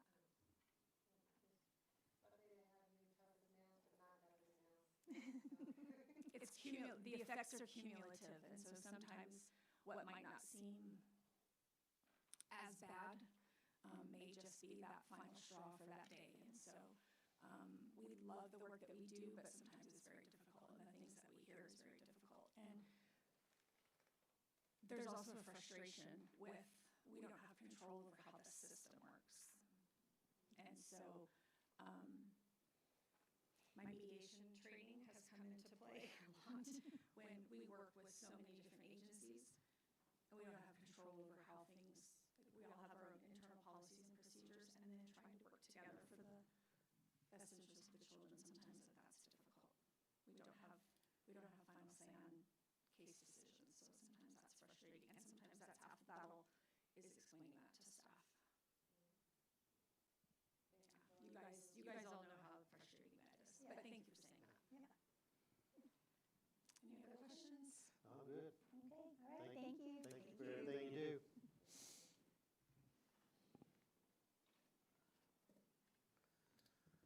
Okay, so guess we'll go to lunch until about 1:30? Yeah.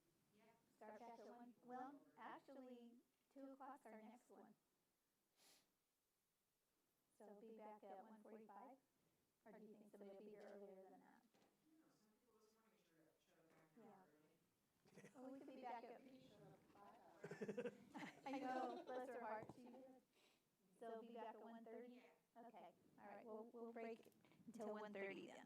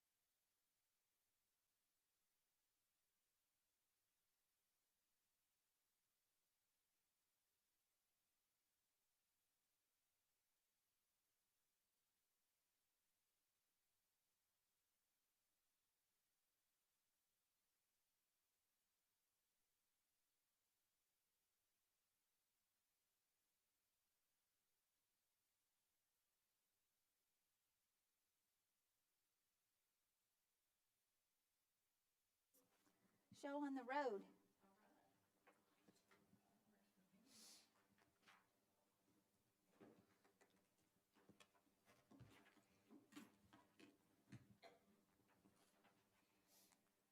I know I've got some stuff.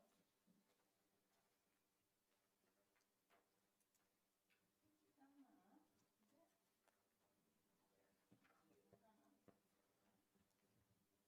Thank you. Thank you. You bet. At some point, they'll do those. I'll mention those as well. All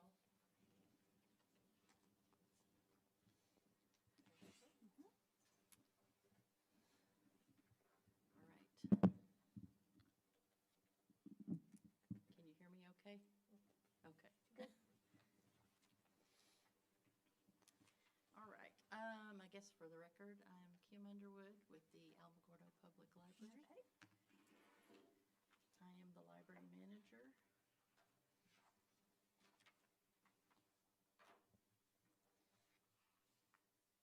First off, in my little packet, I'm going to highlight some things that we've done actually over the last year and a half.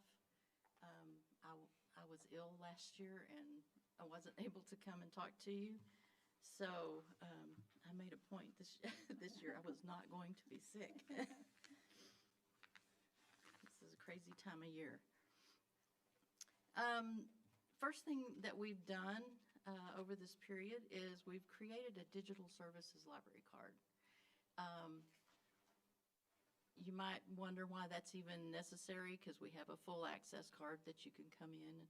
A lot of people really don't feel like they need to come in and check out our physical materials.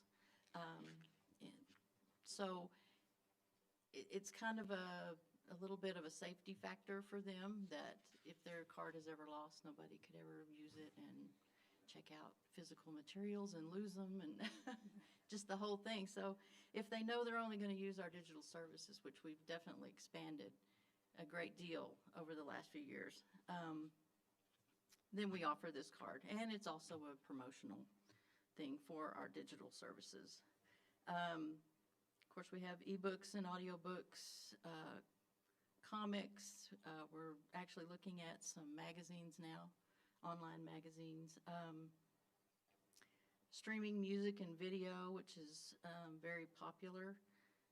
We actually had a gentleman that came from clear across the state to get our digital card because we had Canopy, which is a video, streaming video app, and he thought $15 a year sounded like a deal.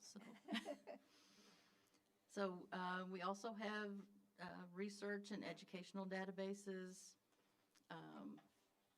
job assistance platform. I'll get into that more a little later.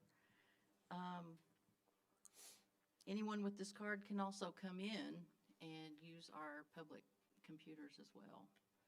So we've tried to structure that so that anybody that comes into our library, even if they don't have a card of physical services, physical item card, then they can still use everything that's inside the library. As you can see here below, this is kind of a good illustration of how popular our ebooks and audiobooks are. Last year we had 14,724 checkouts just for audiobooks. And a lot of those are some of our residents that live in the county as well. And we have all genres and Can they provide their own device? Yes, yeah, they have their own device. We do have some Chromebooks and some hotspots that we check out to our patrons.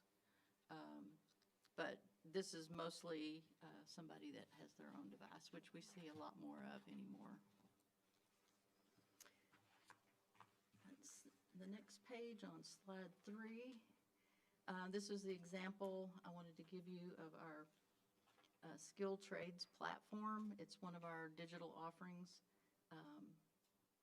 so that our citizens can come in, they can create an account with Blue Career. They can go through an assessment and see what type of jobs, skilled trade jobs that they might be good at, interested in, that they maybe have skills or interest in. And this will work in coordination with Blue Recruit, which actually will put their their resume out there and get them connected with some jobs in that particular area. So we're really happy to have something like that to offer. Slide 4, we replaced all of our public PCs over the last year and a half. And they have the current Windows 11 operating system.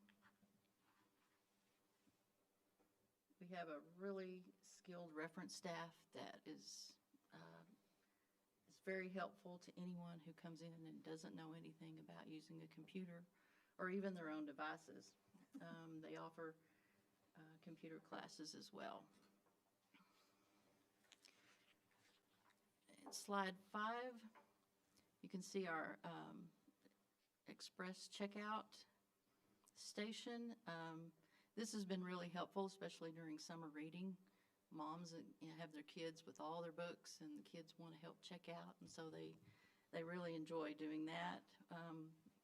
We also have some of our senior patrons, some of our county patrons, when maybe we're just one stop, in their long day of errands. So they can come in, get their few books, and check them out themselves and be on their way. So this has been very popular as well. We also created a teen space. Actually, we created this space probably 2 years ago, and with the intention of getting an enclosure.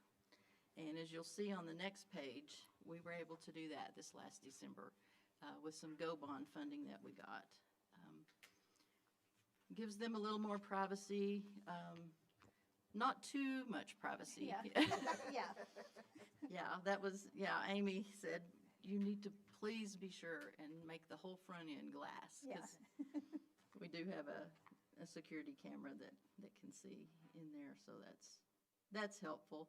But it does create a sound barrier so that they can still be teens and they can do what they do, in their space. And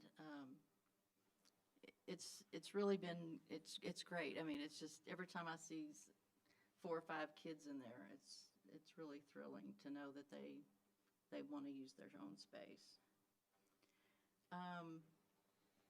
This is also I just wanted to show you our children's area, because we do have a play area. We can sort of keep the children and the teens separate, and the tweens just sort of figure out where they want to go.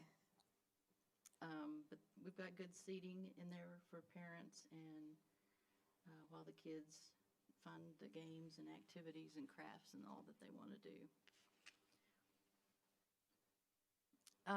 Slide 9, you'll see our adult study and research space, which is clear on the other side of the library from the teen and children's area. This is a quieter area for people who want to study, and we take care of some notary service here, and there's mobile printing and all that. Eventually, we're hoping to have some privacy cubicles. Maybe that'll be another Go Bond thing that we do have requests for that. People want to come in and have a private place. As you can see in slide 10, over the last year, we actually had a lot of activity and a lot of tearing up, it seems like, of the library.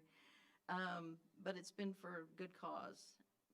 We had our lighting replaced. We have LED lighting now with activity sensors,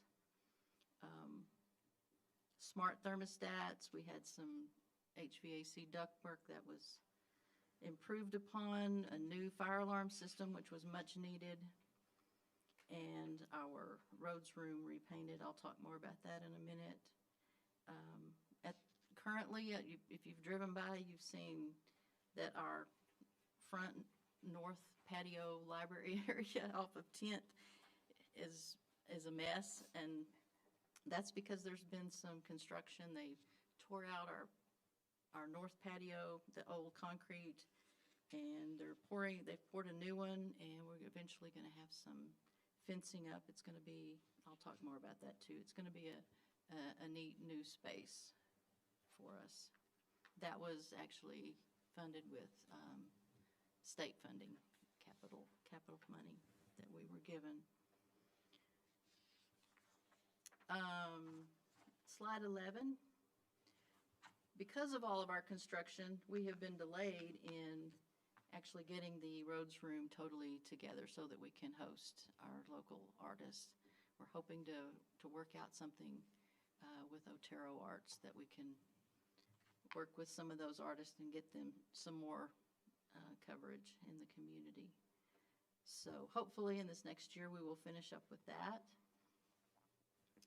As you can see here, this is an example on the slide 12. It's an example of our fencing that we're doing on the north patio, which is going to create a reading and maybe even a meeting place when the weather's nice.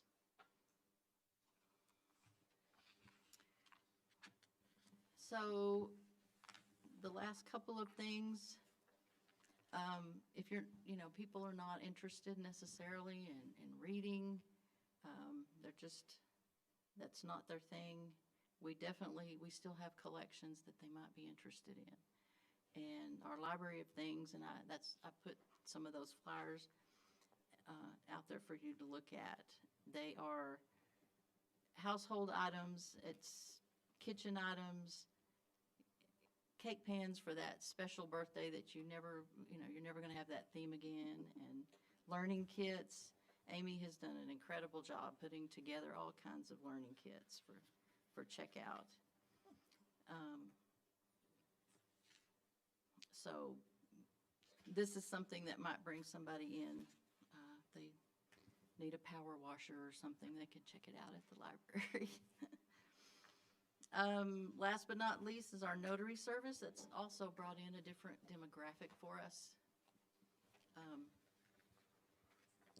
People that maybe have never taken the time to stop in the library, and they come and have something notarized, and they're very impressed, and so much so usually they'll leave us a donation and get a library card.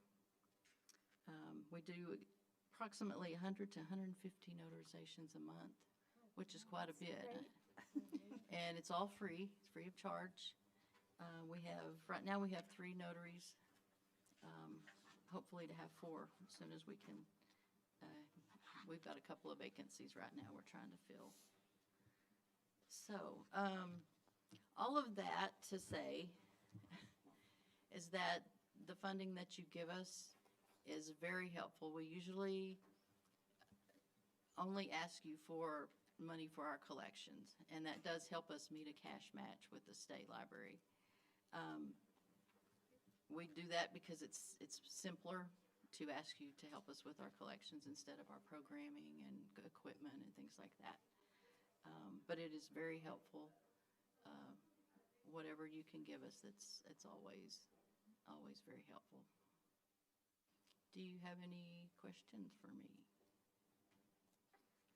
I don't think I do. Do you? Nope. Okay. I'm good, thank you. All right. You answered them all. Oh, well, good. That's what I like to do. I know. Thank you. Thank y'all so much. Thank you. Thrive is next. They're not here yet.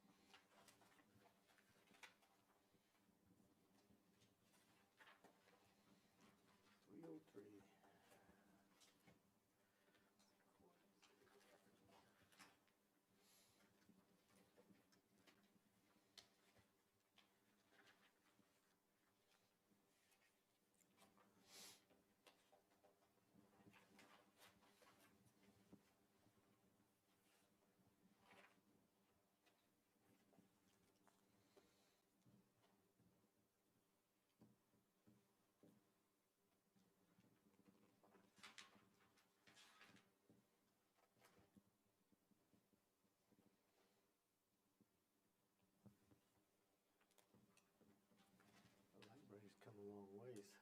I know.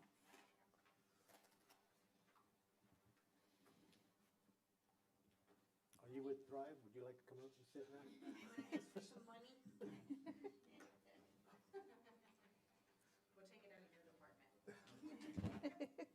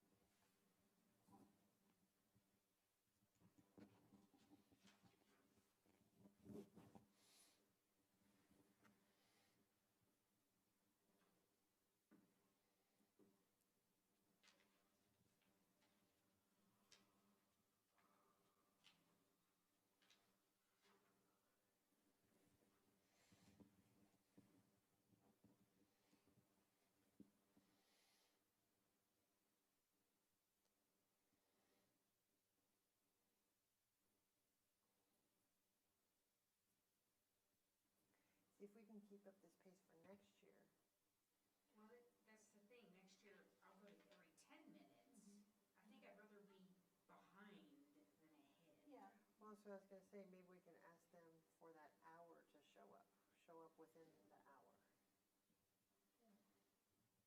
Then they all show up at once and you gotta pick and choose. Well, no, still give them They'll time. still be on the But, schedule. you know, okay. if you're between 1 and 2, be there at 1. Yeah. Or whatever. 5 minutes makes such a difference, because so many seem to go over the 10 minutes I last know. year. Last And year it seemed now like they it's went on like, forever.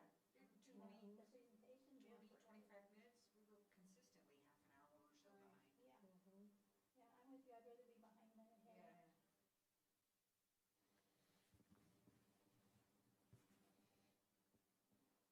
I think they've done better too on where do they spend their money. And I think that's been, Yeah. and I think that was my questions last time is, well, where did you spend your money at? What results do you have? And then this time it seems to be there already. Yeah, that they're definitely voting.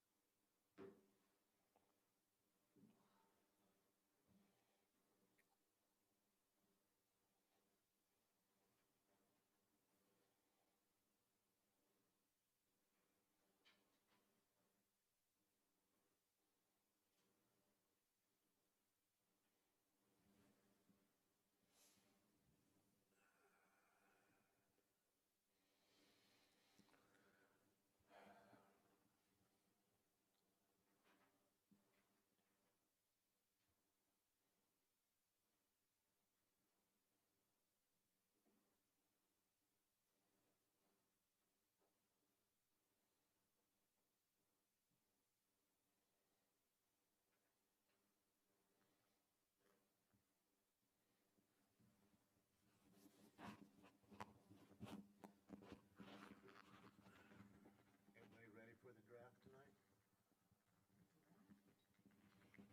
It's the most important night of the year. If this has to do with sports, I don't know what you're talking about. Unless it's European soccer. Or Formula One. Are you ready for it? Well, I got it set to record. I'm gonna be making popcorn or something across the street. Walked in everything. I'm telling you. I did that for about 3 years. You just thought you were gonna retire. I know, right? You don't get to retire until your wife fully retires. That's right. Yeah, and then she took on another deal at the Elks. She's a volunteer down there at the Elks now for something. Oh, my God. God. Oh.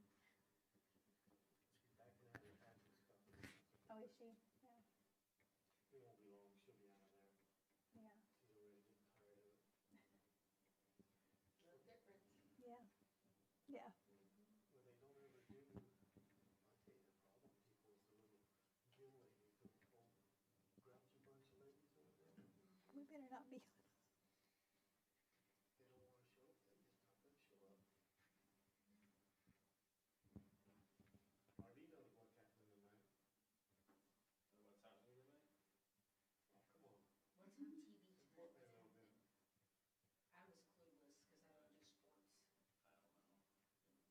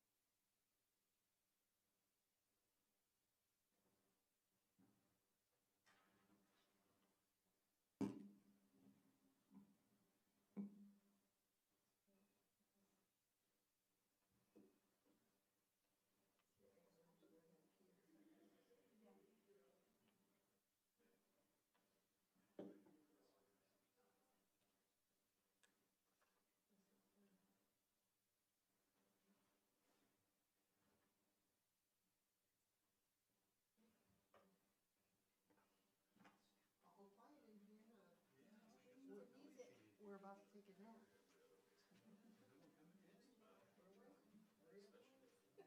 We're running ahead.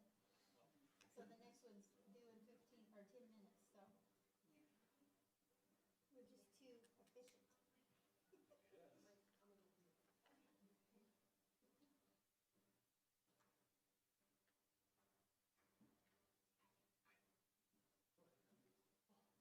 Awesome. Hello.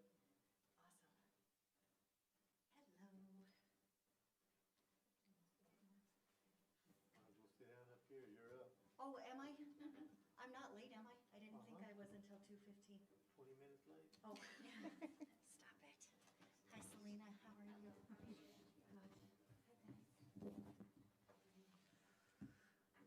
think Amy must have gone to the restroom. Yeah, she has me in the hall. I was watching you guys. You should have said, get down here. I just finished watching the library finish up, and you guys should have said, come on down. Announce right now, Vicki, anybody watching should come on down. Yes, anybody watching, we are running We're ahead. running early, so come on down. Okay, we're ready to go. All right. So thank you guys for having me today. I really do appreciate the opportunity to come before you guys and discuss the things that Thrive does. I also want to say thank you to Commissioner Matherly and Commissioner Barella for taking time out of your busy schedules to attend some of the Thrive events that we've had. It has made a big difference, I think, in the understanding of exactly what it is that Thrive does. I think there still are a lot of misconceptions out there, and so I just really wanted to take the time to thank you guys for attending breakfast and galas and all of those things, and I hope they've been enjoyable for you guys. So of course, Thrive in Southern New Mexico is a 501c3 nonprofit. We were formerly, oh, perfect. All right, better? We were formerly the United Way of Otero County. Way back before United Way, they started out as the community chest, but the mission has always been the same, to raise funds for other local nonprofits in Otero. And slowly but surely, we are branching into Lincoln County. Currently, we have 2 Lincoln County nonprofits, but they are attached to nonprofits here in Alamogordo. COPE and Kids Inc. both receive funding from, I say from, but it comes through Thrive in Southern New Mexico. And then we did add 2 new ones in Lincoln County, which is the Fort Stanton Educational living history program that they have up at Fort Stanton, as well as the Billy the Kid, Escape of Billy the Kid Lincoln County pageant. So we are slowly but surely making our way into Lincoln County. But Thrive's mission is to raise funds to support other local nonprofits. Some of the nonprofits that receive funding through Thrive, because really Thrive is just the conduit. We do this through workplace campaigns. I go and I present to employers. They're given a pledge card. I think there's a sample of a pledge card in your packet. And they are given a pledge card. They can fill it out as a one-time donation. They can fill it out as a biweekly payroll deduction. And the beauty of what Thrive does is the donor is able to decide which nonprofit that is dear to their heart that their funding goes through.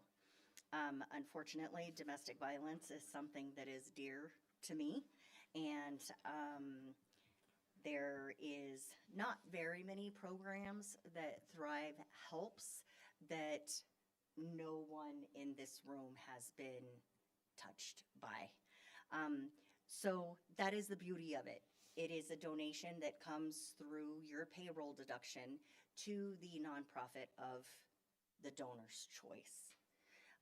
One of the things that Thrive has started doing to supplement our workplace giving campaigns is events.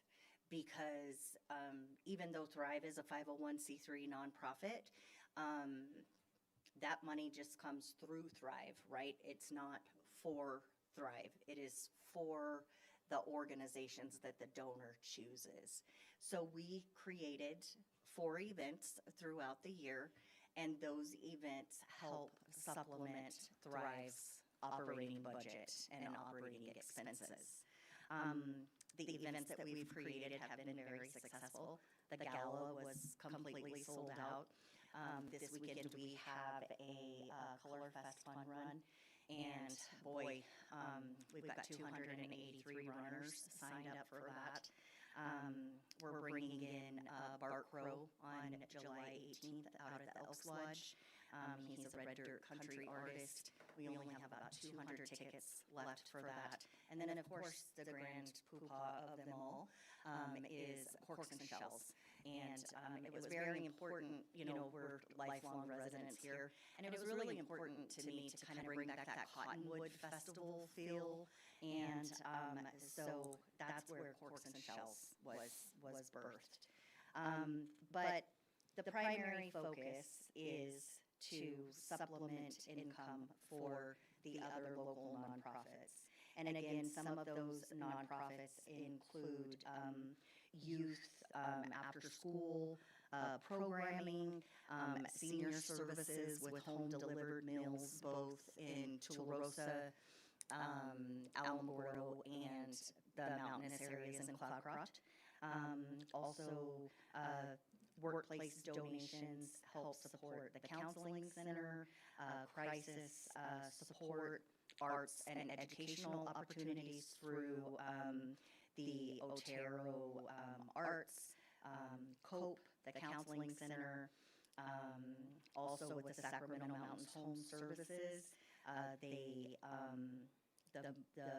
money that people donate through Thrive helps with their homemakers service, and Service Heart, Kids Inc., CASA, which is the court-appointed service advocates. Sunny Days with Kids Inc. receives funding through Thrive for veterinarian bills and things along those lines. Z-Trans, Dolly Parton Imagination Library, the Flickinger Center, Cloudcroft Summer Youth Program. The Cloudcroft Summer Youth Program has grown by leaps and bounds. And because of the funding that they receive through workplace campaigns through Thrive, they have been able to extend those programs. And go longer during the day. And if a child can't pay for that, then they have scholarships to pay for those children to be able to come. One of the other things that we're very proud of working with the county of Otero is our Day of Caring event. And that is one of the most visible efforts that we have. We bring together Holloman Air Force Base volunteers, local businesses, community organizations, to help residents who may not be able to clean up properties. And I think this last time we had approximately 150 volunteers. And I just included the numbers on the outlying areas, but we were able to clean up 15 properties across the outlying areas of Otero County, which included homes in Tularosa, Mayhill, Cloudcroft, and approximately another 15 homes within Alamogordo proper. It was a fantastic addition that the county was able to provide the roll-off dumpsters for us, because oftentimes what was happening was our volunteers were out cleaning, and they would load up a pickup truck, and then they would have to go to the convenience center, offload it, and then try to get back to that area. And if it wasn't a mountain, property, then it was a lot of drive time. And we did have 4 roll-off dumpsters strategically placed around Alamogordo and out in the county that really did help alleviate some of that drive time, so they could complete those projects. I have issued a challenge to banks and other businesses and such to, we all know how important Holloman Air Force Base is to us, but relationships are something that's very important to me. And so I've challenged the local businesses to, let's get the banks together, let's get the car dealerships together, let's get other, the hospitals together, and let's create almost a competition, if you will, and let's work arm in arm with our Holloman Air Force Base folks, and it just will increase the number of people that we can help. There are some stipulations with the Day of Caring event that we do. We do ask that the people that need help are elderly or are veterans. With the exception, I know we worked with RB a couple of times for some heavy-duty code enforcement needs, and we're always happy to do that. But as far as an impact, Thrive in Southern New Mexico serves as a central hub that connects the generosity of local citizens, business owners, with nonprofit organizations to meet the everyday needs. We do that again through workplace campaigns, volunteer coordination, community partnership. Let me see what else I have here. I do just want to point out, I think the last time I was here, there was a statement mentioned that it appeared that Thrive was double dipping by receiving funding from the county.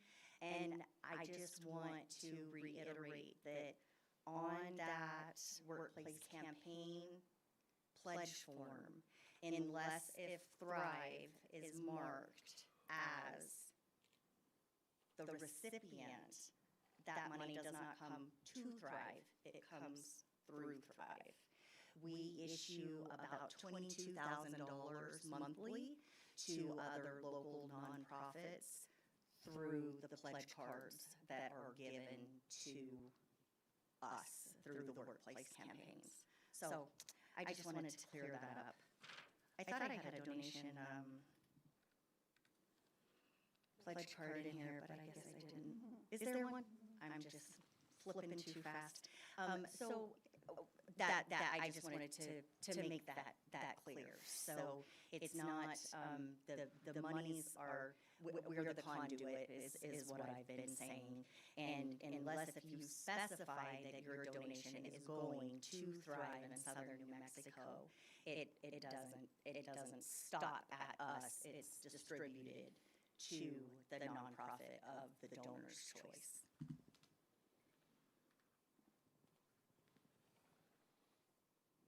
Questions? When's your day of caring? Day of caring will be September 18th. Yes. And we're happy to, I know the house out in Tularosa, I think that turned into like a 2 or 3 day project for some. And we are trying to find a way to make sure that we can achieve what needs to be achieved in the allotted amount of time, with the understanding, of course, that some of these properties, especially the code enforcement properties, are not always going to be able to be handled in a 4-hour time frame. I know a lot of the airmen that we had from Holloman also came out, and they didn't get done, and they were back out there the following weekend because they wanted to finish up what they had started. So there's just a lot of great stuff going on. Thrive is one of the organizations that really just does have a heart for the community. And as I mentioned, we have multiple different non-profit partners that go through a rigorous, basically, grant program like what I'm going through right now. They come before us, they fill out an application, they come before what's called a funds allocation committee. We ask questions about their program, and then that is who is selected to be in the brochure. And of course, you can donate to any nonprofit of your choice, but we really do push the people that have been vetted, that have gone through a process very similar to this one. And we really do encourage people to donate to the nonprofits that have done the work to receive the funding. So, there's my sheet. Questions? Good. Okay, all right. Okay, well, thank you guys. And if you have nothing to do on Saturday, come along Fairgrounds and Scenic and watch people get nice and messy. Oh, no running. I don't run unless if someone's chasing me, and even then it's very slow. But it is a ton of fun to watch. Thank you, guys. Thank you. Elmo Senior Center.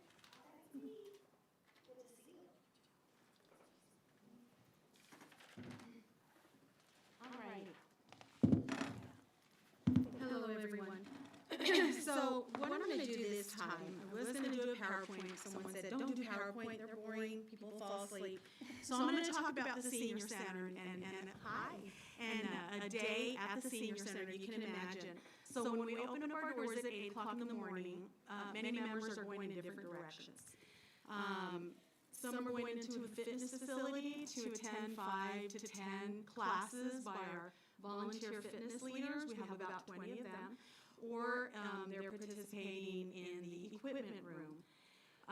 We have our pool players coming in to practice for their monthly tournaments. We have our lapidary and silversmithing volunteers coming in and making jewelry for sale. We have our activity room opening with quilting and sewing and painting. We have our thrift store opened with a volunteer every day to sell our very, cost-effective items for our seniors. Very, very reasonable. We have our members going into the dining room to listen to the entertainment. The entertainment are our members that are very talented. They play in a band, they sing, they perform. We have different performances. We have belly dancers, our ukuleles. We have a new member who is a baton twirler. And she's been taught by another member who has actually been a professional baton twirler, and she was actually my teacher many years ago. And now she's one of our members. So we have them congregating in the dining room, socializing, having coffee and tea. We have our home delivered meal program staff getting ready for the day to deliver to 150 consumers that we deliver to on a daily basis, making sure we have enough volunteers to deliver those routes. And if they don't, it gets delivered regardless. We have our kitchen staff who have been there since 6:30 in the morning preparing the meal for our congregate meal consumers and our home delivered. It's the same meal. Whatever they receive in dine-in is what's delivered to our homebound. And so we have our bus drivers going out and picking up our members that can't drive or do not drive anymore. We have 2 runs. One at 8 o'clock in the morning for those that want to come in early, and 9:45 just in time for the meal program. At 12:30, they're taken home, grocery shopping on Mondays, Wednesdays, thrift stores in the community on Thursdays, and the mall on Fridays. Doctor's appointments, hair appointments, within our run. And of course, staff are in the offices, conducting the tasks that we're required to. Every member has to be updated every year. And this is a state requirement. Even though we're under the city, because of the funding that we receive from the state, that is a requirement. Updating paperwork for every member that comes into the center, either initially or a reassessment. So with the funding that we receive from Otero County, again, I've said this many times, it is very generous, and this is where I can, purchase things that I couldn't with the state funding. State funding is just food and services. We've purchased LED foyer lighting, a meal for our Mother's Day dinner and dance, a meal for our New Year's dinner and dance, temporary custodial services, gifts, matching funds with the city, gifts for our volunteers. We want to acknowledge them and let them know how they're appreciated. Some of our fleet, matching funds, a pigeon pest control service. So we have a light court area. It's an outdoor area on the inside of our facility, and of course it has this netting to keep pigeons out. Kitchen garbage disposal. We've recovered our pool tables, some additional costs for our fitness flooring, some furniture in the main foyer. Our hot boxes and thermal bags for our home delivered meal program that are pretty costly. So, I'm grateful and thankful, we are grateful and thankful for the funding that Otero County provides to the senior center.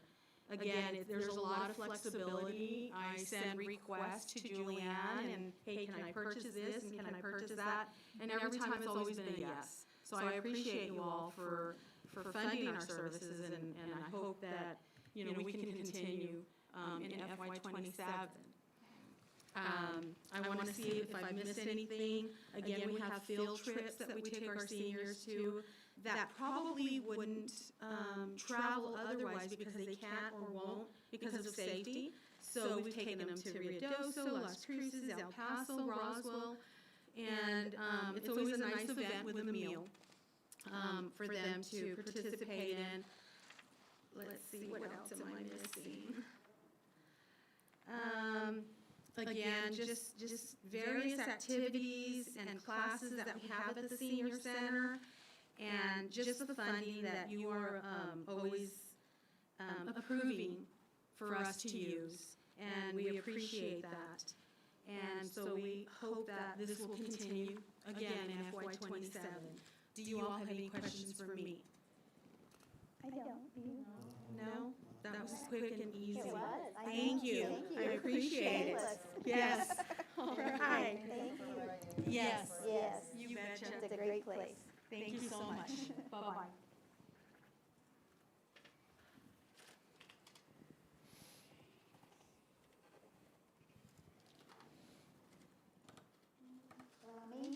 I'm going to Main Street.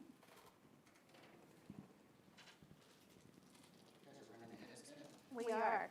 Okay, well, I am going to bore you with the PowerPoint. Sorry about that. But it'll be fast. All right. Do we have a PowerPoint? That's okay. I emailed it last week to you and Daniel. It's okay. Everything that's on there I can talk about. So don't stress it. All right. Good afternoon, commissioners and staff. Thank you for the opportunity to present. I'm here to talk about sustaining the momentum we built downtown and Alamogordo, what it takes to ensure that that momentum continues. Over the past year, downtown Alamogordo has seen over $5.8 million in public infrastructure investment. Businesses have navigated over a full year of construction, and we are now entering a critical phase of recovery and growth. The momentum is real, but it is still fragile. You can go to slide 2 if you want. The question in front of us today is simple. Do we protect that investment, or do we risk losing the progress? Next slide. In partnership with the city, the county, and the community, we've been able to activate that investment in meaningful ways. We've supported over 17 buildings through facade improvements, installed 18 murals, coordinated well over 2,000 volunteer hours, and delivered direct financial support to 10 small participating businesses navigating construction impacts thanks to this very commission. We've also supported major economic development projects like Rad Retrocade, the Sands Theater, and the Avis Building. These are tangible, measurable outcomes. Next slide. I want to take a moment to talk about capacity because it directly connects to these outcomes. Prior to 2023, Alamogordo Main Street operated with a single staff member. In 2023, thanks to this commission and the county, we were able to expand to 1.5 staff. In 2024, a one-time donation allowed us to maintain that level of staffing, but that funding has now been exhausted. What's important is what that increase in capacity made possible. We were able to deliver more projects, provide stronger support to businesses during construction, pursue and manage more funding opportunities, and coordinate more effectively with our partners. Capacity directly increased output. Next slide. Without continued operational support, we have returned to a single staff member. And we know exactly what that looks like because we operated that way prior to 2023. It means fewer projects delivered, less direct support for businesses, and reduced ability to pursue and manage funding. It also means fewer programs, events, and community initiatives reaching the public. This is not a projection. It's a return to a level of capacity we've already moved beyond. And ultimately, it will reduce the return on the $5 million investment already made in downtown. It's not about maintaining a certain level of comfort. It's about preventing regression. Next slide. The request in front of you today is targeted and specific. While operational investments may be less visible than construction projects, they are what allow investments already made to perform at their highest level. First off, $15,000 for office and operational stability. Currently, we don't have a dedicated public-facing space. I'm operating out of the back of a dress shop. That means no consistent office hours, limited accessibility for businesses and partners, and no place to actively showcase our programs, impact, or opportunities for people to get involved. This funding establishes a consistent, accessible location for us, gives us the ability to have regular office hours, strengthens our visibility and trust, and improves our ability to engage with the public and our partners. Next slide. Second, $40,000 for staff capacity. I also want to briefly address the difference between this request and what we've asked for in the past. Previously, we requested approximately $20,000 to support a part-time position. What we've learned is while that gives us a level of funding to add capacity, it limited our ability to attract and retain a really strong candidate for the work. This request reflects a more realistic investment, one that allows us to bring in a higher quality candidate and ensure consistent, effective delivery on our programs and our projects, specifically enabling us to offer a W-2 position versus a 1099. This funding allows us to maintain the 1.5 staffing level we've had since 2023, prevent the regression, and sustain a level of service that we've been able to demonstrate. It's not overhead, it's just production capacity. Next slide. We know this model works. Across New Mexico, Main Street programs generate approximately $44.50 in private investment for every $1 of public investment. Here locally, we've seen strong results, including more than $6 million in supported rehabilitation projects and economic development projects funded both privately and through local LEDA. What this means for Otero County is increased gross receipts tax, stronger small business stability, job creation, and a stronger overall economic environment. As the hub of our area, this provides county-wide return. While Alamogordo Main Street operates within the city, the outcomes of this work, specifically business stability and resident attraction, extend across Otero County and to Holloman Air Force Base. Ultimately, county investment helps protect and multiply the dollars that have already been put to work. Next slide. We understand the importance of accountability. We're committed to quarterly reports, tracking KPIs or measurable outcomes, including business engagement, foot traffic, revenue trends where available, and volunteer hours. And we're happy to align any metrics with what the county priorities are to ensure transparency and shared success. Last slide. See, I told you I'd be fast. Over the past 2 years, we have demonstrated what increased capacity can do. We've seen the difference between one staff member and even 1.5. We've experienced both models, and the difference in project delivery, funding, and business support is significant. The question today is not whether this work matters. The question today is, are we going to do what it takes to maintain the impact or return to another limited level of service? Our organization is ready to continue delivering as best as we can. We simply need the support to do so. So thank you again for your time, and I'm happy to answer any questions you may have. Okay, all right. Thank you, Commissioners. Definitely a different look down there now. Yeah, thank God it's over. Have a good day, guys. Thank you. You too. Chamber of Commerce.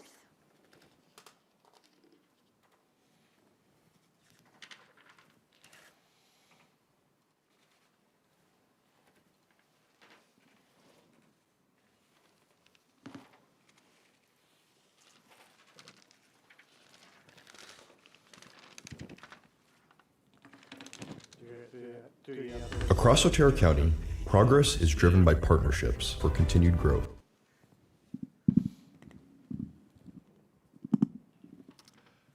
Madam Chair, Commissioners, good afternoon. Thank you for having us, or for having me.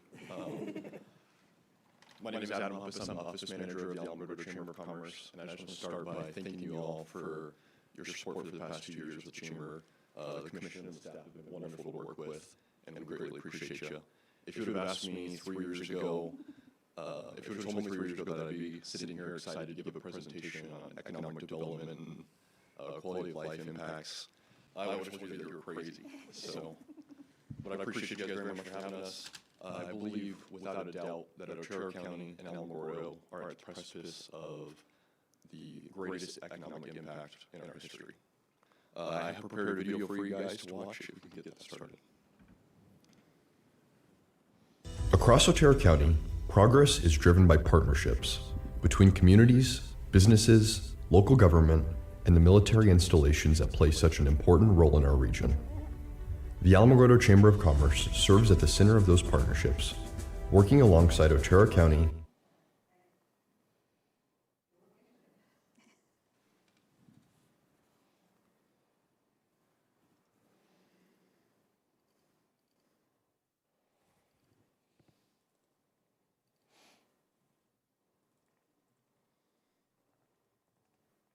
Across Otero County, progress is driven by partnerships between communities, businesses, local government, and the military installations that play such an important role in our region.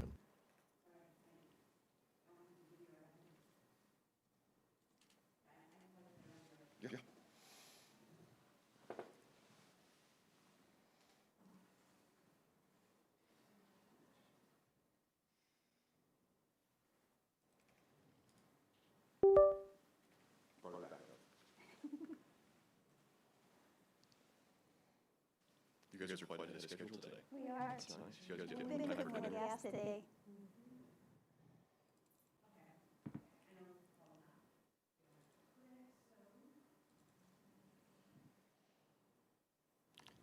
There should be a viewing link as well if the download doesn't work.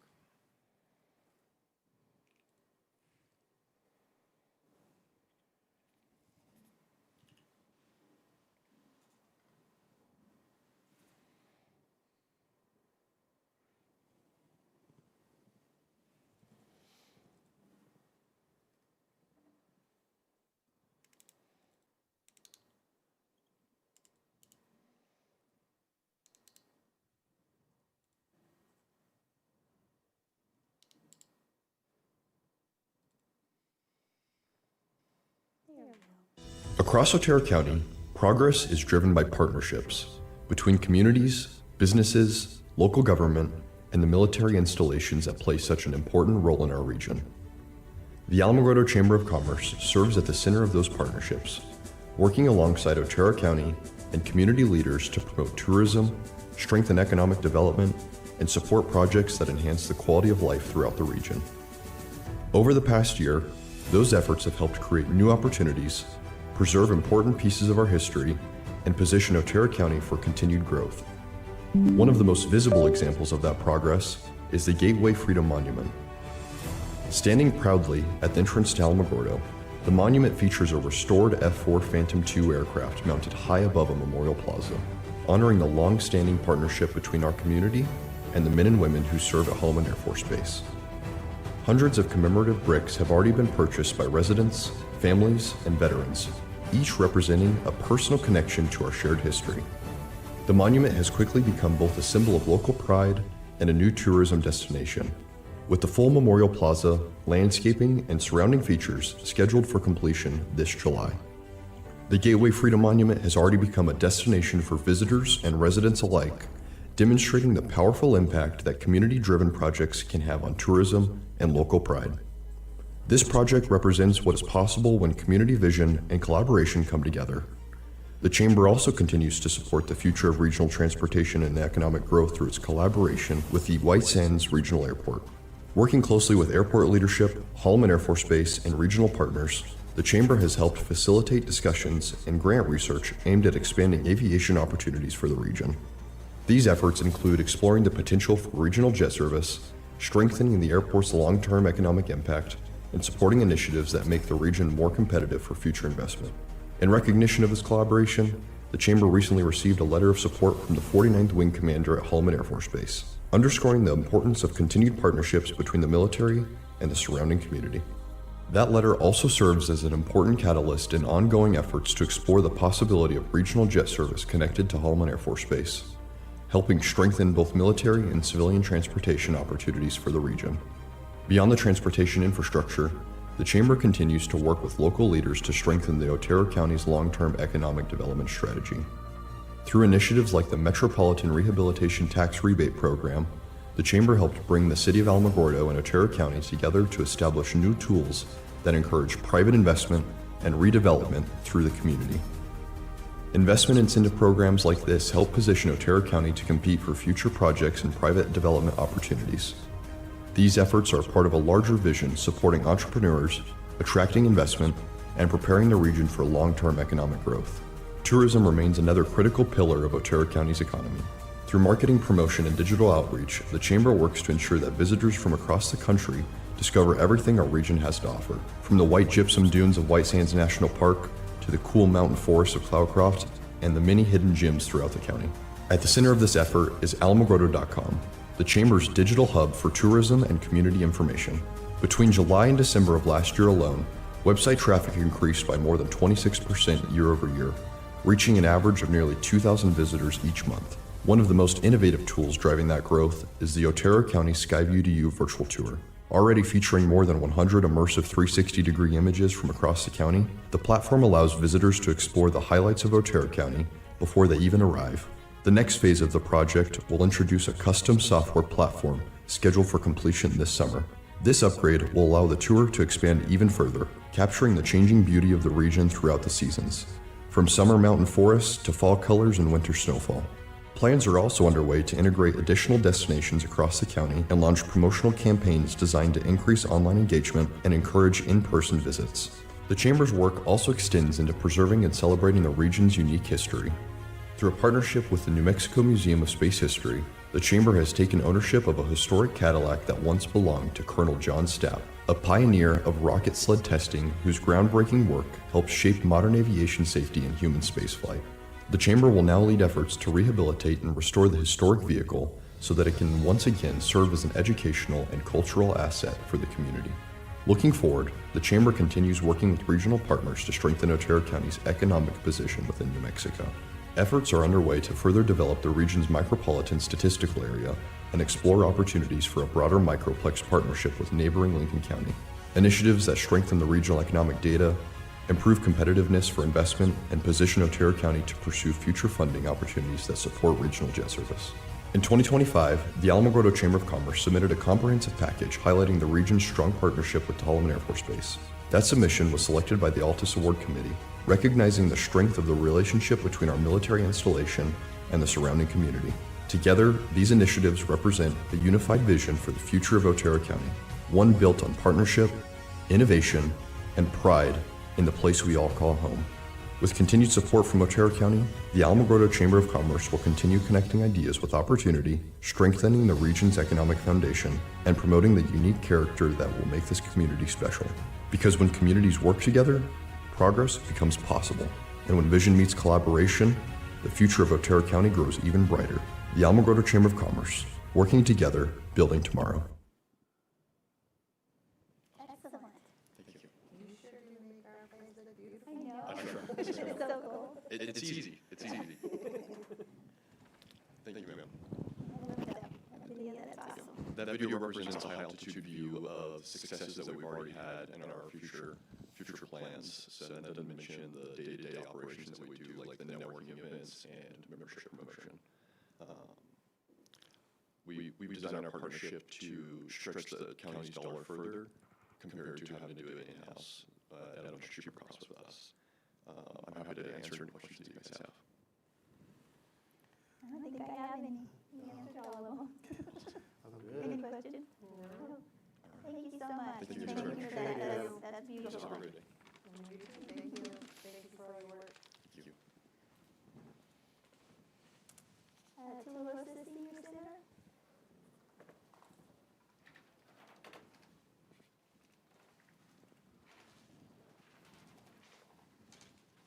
I watched you the other night. You did great. Good afternoon. Thank you. I'm still getting used to this. Don't be nervous. You did great. I'm like, it's funny because before I worked, I worked in the service industry, so I bartend and serve, and I'm like, I can stand up there at the bar, make margaritas, and like, I'm good, I could talk to everybody, and I'm good, and I get up here and I'm all. So, I'm sorry.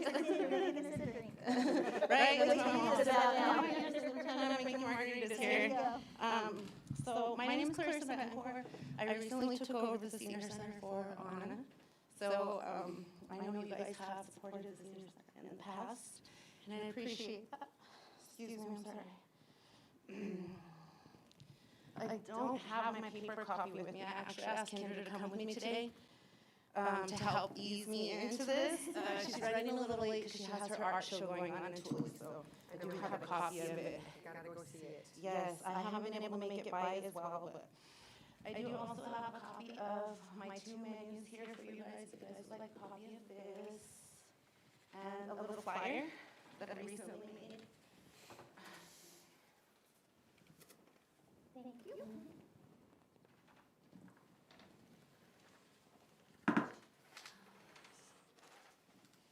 Here's some for you guys.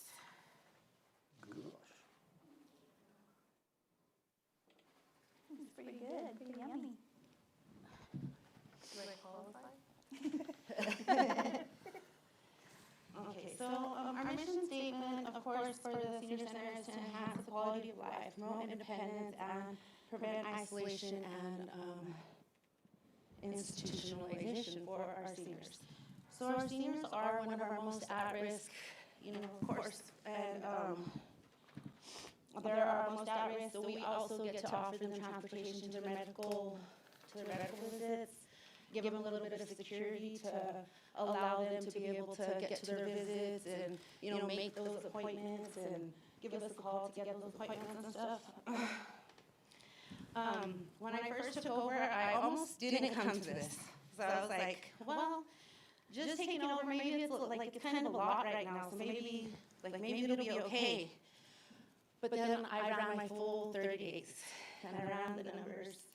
We're close to the end of our budget, and I ran all the numbers, and I said, wow, we really do need, and not just need, but we use these fundings. We do get funding from the state, but that does not cover nearly any of our expenses, especially our transportation, especially right now with the prices of gas and everything that has increased over the last year. So I did ask for a little bit more than Anna normally did last year because of the increase in produce, transportation, gas, any of that.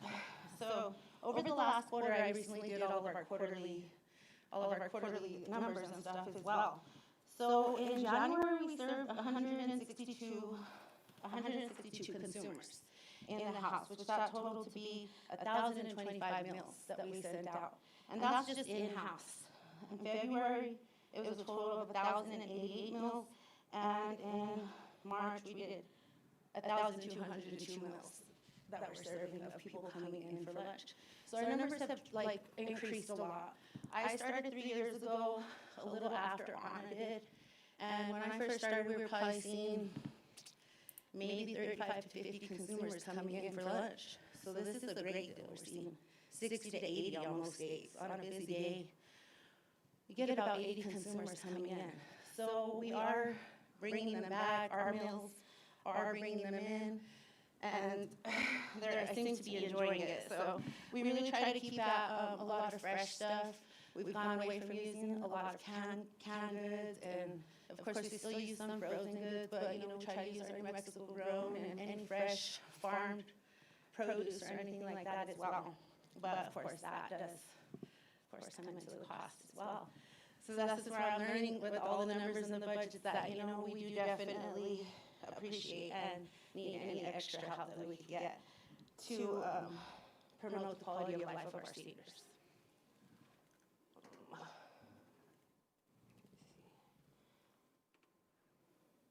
So our services helps reduce loneliness, depression, hospitalization, and institutional life by supporting independence and daily engagements for them. We do also have our activities that are not funded. So we do have the Tai Chi. We have a gentleman that comes on Wednesdays. He does that on his own. He comes every Wednesday at 10 o'clock and does the class. We recently got some shirts that has Turos, Senior Center Tai Chi, so he's doing the thing. If they come at least 10 classes, they get a nice turquoise shirt. We do have the book exchange, our billiards room, which we have pool tournaments once a month. That usually isn't we don't really get too much in that area as well. But we have our craft room as well. Our ladies come every week at least. Today they were having a little bake sale. They're there playing games and, so. But that's also a service that we have that's not funded. So, anything, we have sewing machines there, anything that they need to be able to come and work on any crafts or anything there, and socialize and be able to engage with others. So these are all other reasons why we definitely do need some of this funding as well. I think that's kind of all of what I have today. I just wanted to make a comment that I appreciate that you show where the county match goes towards each one of your grants. So I like to see where the money's going. And so I did put it to where we could kind of be able to divide that into each funding, because we do definitely need it in all of the areas. So And like I said, I'm still kind of learning all of of how to do this, but. I like that. How was your outdoor garden coming? So that is coming along. I was actually out there today. We were working on that a little bit. It kind of took over marigolds last year. So we had marigolds that we planted around the edge. And then once those ones died the first year, they seeded all around. So our garden kind of took over. So it was like marigolds everywhere. So this year we've been kind of fighting those a little bit. And we've got our green onions are coming in good. I've got some heirloom tomatoes coming in. Our little herb corner is kind of coming in a little bit as well. So, but we do need to get a little bit more of maybe some baby plants, some starter plants to put out there now. That's cool. No, good. Thank you for everything. Thank you so much. You did perfect.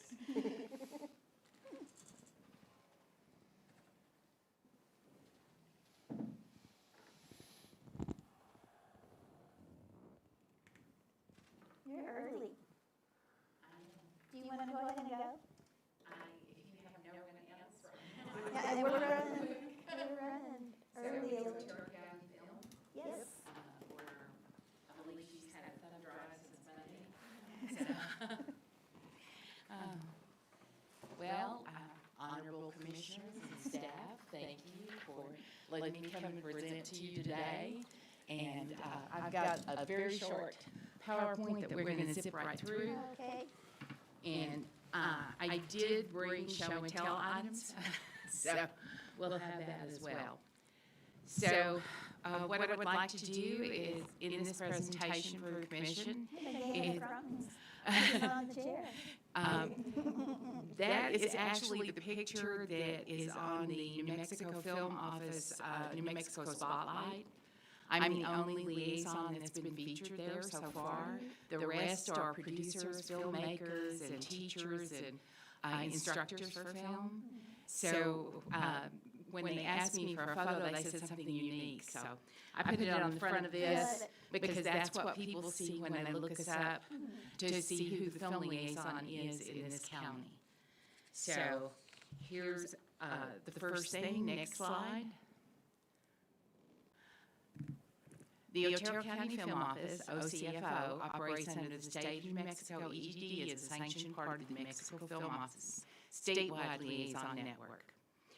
Otero County Film Office is sanctioned by the county, and since late October 2023, the office is housed in its original space with the Alamogordo Chamber of Commerce. That has made a great deal of difference in operations for the film office, and I'll be able to tell you why. This presentation will recap the activities for the 2025 year and illustrate how the film office serves the whole of Otero County and provides economic development and career counseling for our local film industry here in this rural setting in southern New Mexico. Next slide. So, long-term goal is growth in Otero County of the New Mexico film industry. So for 2025, 11 projects were registered in Otero County in 2025. And they are numbered through Sky Valley, Daddy's Girl, Transparent Earth, Chronicles of the Chosen Few, Dead Letters, Tough AF, Exit Protocol, Brother, GECU TV RV commercial, Blackwater Draw, and Romance at Hope Ranch. That was cute. I watched that. Did you watch that? Up in Lincoln County, up in Ruidoso. It was good. Yeah. Well, thank you, because almost all the crew came from Otero County. Oh, good. Yeah, that was fun. And You have to watch it. I mean, you Half- can see Ruidoso all, I mean, it's in Ruidoso. right, it's at the Co Ranch in Hondo Valley, and it is actually my location that I secured for Blackwater Draw. And when Hope Ranch came in, they asked me if they could use the same ranch, and I contacted the owner, and he said, "Tell him to call me." So it worked out. And what I'm able to do, because I'm at the chamber now, is I'm in a proper office setting that has been so valuable, and record keeping and being able to keep up with economic development has made, being in that office has made it so much easier. So all 11 of these, and these do not include, this is the film industry alone. This does not include high fashion shoots. It does not include music videos. It does not include car commercials. Those are ongoing all the time, and some of them that are done by the state, or if they're, and usually that's something like Lady Gaga or Brad Pitt or something like that. The state wants to take them out to White Sands. So that doesn't include any of that traffic whatsoever. No high fashion, nothing. But by keeping track of asking and hounding them about how much they spent in New Mexico, how much was your budget for here, I have approximate budget figures, and they hate giving those out, and I can't quote it as being something that's a fact through the state yet, because it takes so long for economic development to come up with those reports. But I've added up all the budgets for all 11 of these projects. It comes to $1,098,400. That is what they say they spent here. And when we're partnering with Lincoln County, we're supplying most of the crew. I mean, everyone on Hope Ranch, I had 4 people from Mescalero, and the rest were from the Alamogordo area here in Otero County. And Mescalero is a part of Otero County. I go through a film liaison there that works with me through the tribe. So that is quite a bit of impact in 2025. Next slide. Now, you've seen the 2024 survey report from the state before, because we used that last year, but they had no initiative, so that's the last official survey that's been done. So I can just remind you that our workers are making approximately $36 an hour, that first gold panel. Our production growth that year went up to 109 despite strikes and things that were going on in the movie industry. We also had $9.7 million spent in the state that was on that survey as well, indicative of larger budgets. A budget of $9.7 million is much larger than the average budget of $3.8 million, which it was prior to those years in 2023 and 2024. The rural spend, $66 million. And they quote us on the rural spend. Part of that was spent $46 million in Las Cruces and over $18 million in Rio, Reba, McKinley, Otero, and Chaves County. So we're in there. Even though we're southern, even though we're rural, we're in the reporting as being exceptional and money coming down to our area. The $3.25 billion over on the other gold slide are the 3 10-year partnerships that have been signed with NBC, Universal, Netflix, and 828 Studios to build sound stages, infrastructure, and create thousands of jobs in the next 10 years, guaranteed. Also, the rebate on taxes, what you may not know is that despite the fact that when you're filming with us, you can achieve up to 40% back on every dollar spent on New Mexico services, products, goods, and crew from our area. But out of all of the money that is paid out on the incentives, the average that they're claiming is 18 cents, 18%, so 18 cents on the dollar. And that's all that the state had paid out up and through the legislative report for 2025. New Mexico crew base is growing, and 80% of all crew are New Mexico, and that was growing, and now it's much higher than that. I do believe because of our own experience.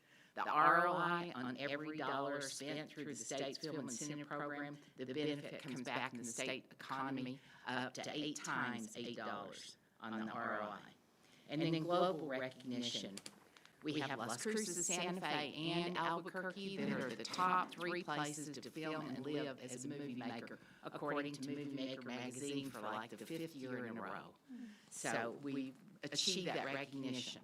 And I don't know if you saw the most recent press release. I'm doing a news article about it. But the most recent one that came from the governor's office and economic development is the New Mexico Film Office is nominated in the 2026 Global Productions Awards as the top film commission of the year. And we're against California, Australia, and New Zealand. So that's global production.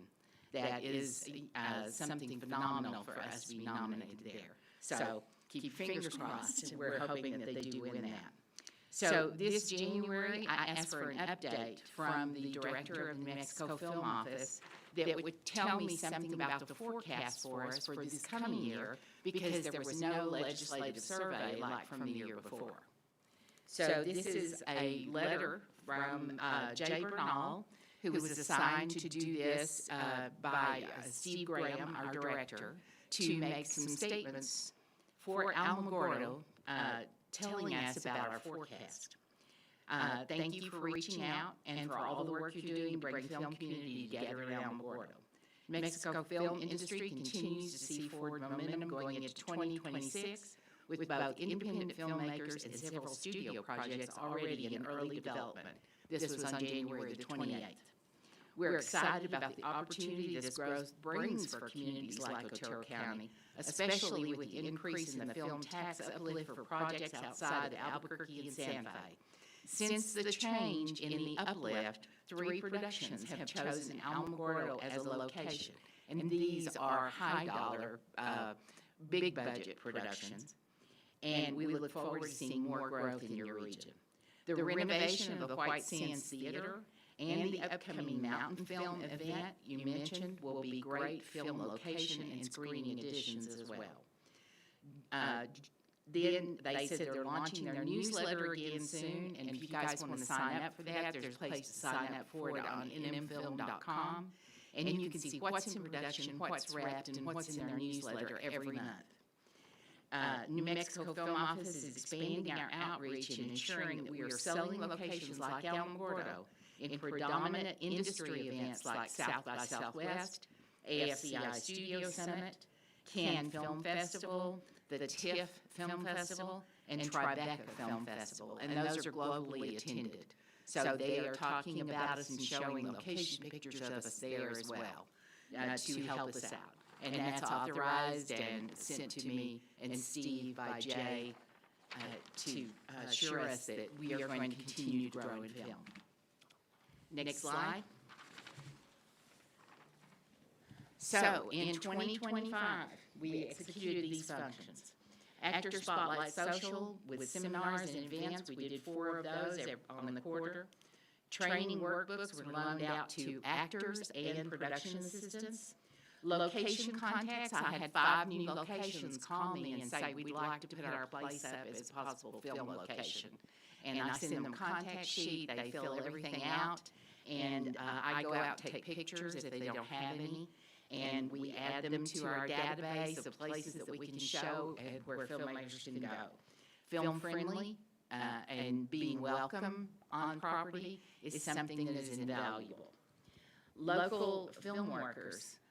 Originally, when I started the quarterly a year and a half, almost 2 years ago, for the get-togethers for the film community here, 18 people showed up. By the end of the year, we had 38. Now there are approximately 70 people willing to work in film that attend these events, take the training that I offer in the booklets. They take them home, they read them, study them, they bring them back to me. I have them check them out because these are accredited manuals and workbooks that they would have to pay a $500 fee or more to take the course through.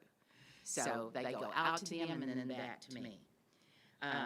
I gave 4, we had 3 military retirees transition to film in 2025 as well. Some of them, that's all they do now. They're retired from the military and they only want to work in film. I gave 4 PowerPoint presentations on film to organizations, a letter of endorsement to the city of Alamogordo for the White Sands Theater support, Alamogordo and Lovington High School Advisory Film Board member. I serve on both those boards. And I attended the NMFO liaison meeting in May with the state director and the New Mexico Film and Media Conference in Albuquerque last May. 18 location inquiries and 15 scouts with live pictures And these were live scouts that I did last year. And we did one procedure for a military permit for a scout for the military as well. We work with their public affairs to get those done. And then news releases, articles, and casting pictures, I did about 30 of those. Reels on the next slide, please. I do a monthly column in the Alamogordo News. Plus, they've asked me for additional articles anytime that something comes up that's related to film. They check with me and see if I can write an article for them, because I do have a great deal of knowledge about film industry and things that go on in the industry. So if someone has been here, I can make a comment about that. I did a story on Ozzy Osbourne when he passed away, and because of his visit here to film the World Detour with him and Jack and Kelly. I attended 2 county commission meetings, attended 2 meetings for the city of Alamogordo, and did 12 county reports, those are monthly, 11 chamber reports, they don't have a meeting in December, and 11 bigger meetings reports as well, and represent you there. Created a new digital brochure design that I can send out to people, talking about the incentives and showing our locations in a digital flip design that they can either print or just view for their own use. Archived 39 news articles and research items for the White Sands Museum of Film History. 2 film projects were done in collaboration with the Ruidoso Film Office. When Adam's talking about us working with Lincoln County has had so much happen to them in the last 2 years. Anything that we can do to combine our forces and help each other is wonderful. So we did Blackwater Draw in conjunction with them, and Love at Hope, Romance at Hope Ranch. It says Love, they changed it to Romance. Also attended the premiere for Exit Protocol over in Lincoln County to be there with their film liaison to represent the New Mexico Film Office. And the community services grant of $1,000 for my expenses was FY 25-26. Next slide, please. Chronicles of the Chosen Few was filmed in May of 2025. It's a TV series concept film with 16 episodes. It's being shot to Netflix, Angel Network, Paramount Studios, and Amazon right now. And if you'll take a moment and look at the picture, look how many people are in front of the camera. 1, 2, 3, 4, 5, 6. And I think there might be a dead body on the ground. But those are the people in front of the camera. Count how many people behind the camera. 1, 2, 3, 4, 5, 6, 7, 8, 9, 10. And that's only the ones that were in this picture. This is how the economic development works. The people that run the production and the sound, the wardrobe, the makeup, all of the things that go along with the cameraman and the director and the first AD and the assistants and the locations manager. The jobs are innumerable, and we can fill those jobs. We've got trained crew that is filling those jobs. The location manager on Romance from Hope Ranch was our location manager, not one they brought with them from Georgia, or excuse me, from LA. It was our people who did it. So that's the whole goal, jobs for them. Next slide. This next slide was the last day of filming for Blackwater Draw over in Lincoln. And there are 15 local cast and crew in this picture. I think only 3 of the people pictured here, 2 of the actors and one of the producer. Those were the only people that were there that were not from our organization and not working out of Otero County. And in the next slide, I have an update for you on Blackwater Draw. We're having an event the 17th of May to film it on Sunday afternoon to show the film and screen it at 2 p.m. at the Flickinger Center. It's a free public event, and we're going to have a reception and a Q&A after with the director, the producer, and some of the old Western history experts. A lot of it came from Blackwater Draw, this book written by Dave Turk. I've been talking with him, and we really, he's going to be out here, he's going to be on Zoom for this, but he's going to be out here in the fall. And he's coming back because he has other ideas about other projects that he can make in Lincoln and Otero County. So we've been talking about those. And the night before, Larry Sheffield, it's a whole weekend of film. Larry Sheffield is showing his fourth documentary, The Cosmic Trigger, over at the Flickinger as well. So that's at 6 p.m. Saturday night. This is 2 p.m. on Sunday. And it's a whole weekend of film, and I'll be there for both events. Next slide. In order for jobs to be readily available, we have to have people in the workforce ready and available to work when film comes to town. We added 32 contacts of new people this year to work on film. So we've got a crew and base of about 70 people. We loaned out booklets 16 times for PAs, 10 times for actors, and the networking at the Actor Spotlight Social, depending on who's working and who's not, we're having a top attendance of about 40 every time we have one of those. And we provided 13 information and casting calls to the news media. And we fostered and advised any new company serving film. In the last 6 months, a new prop company and a new concessions company have been established with local owners here. And Prickly Pear Film Props is a Western prop company that's a new company in town. And this gentleman, I believe he works out at the rifle range, John Van Sickle. That's his company. And then Movie Magic Concessions is a retired military munitions sergeant. And she has put together a concessions bus. She already has it booked for 3 movies, and she wasn't even finished with it. So she's towed her bus. You did. She's got a new motor. And the last slide is a thank you. I guess I skipped one. I'm anxious to get gone. Okay.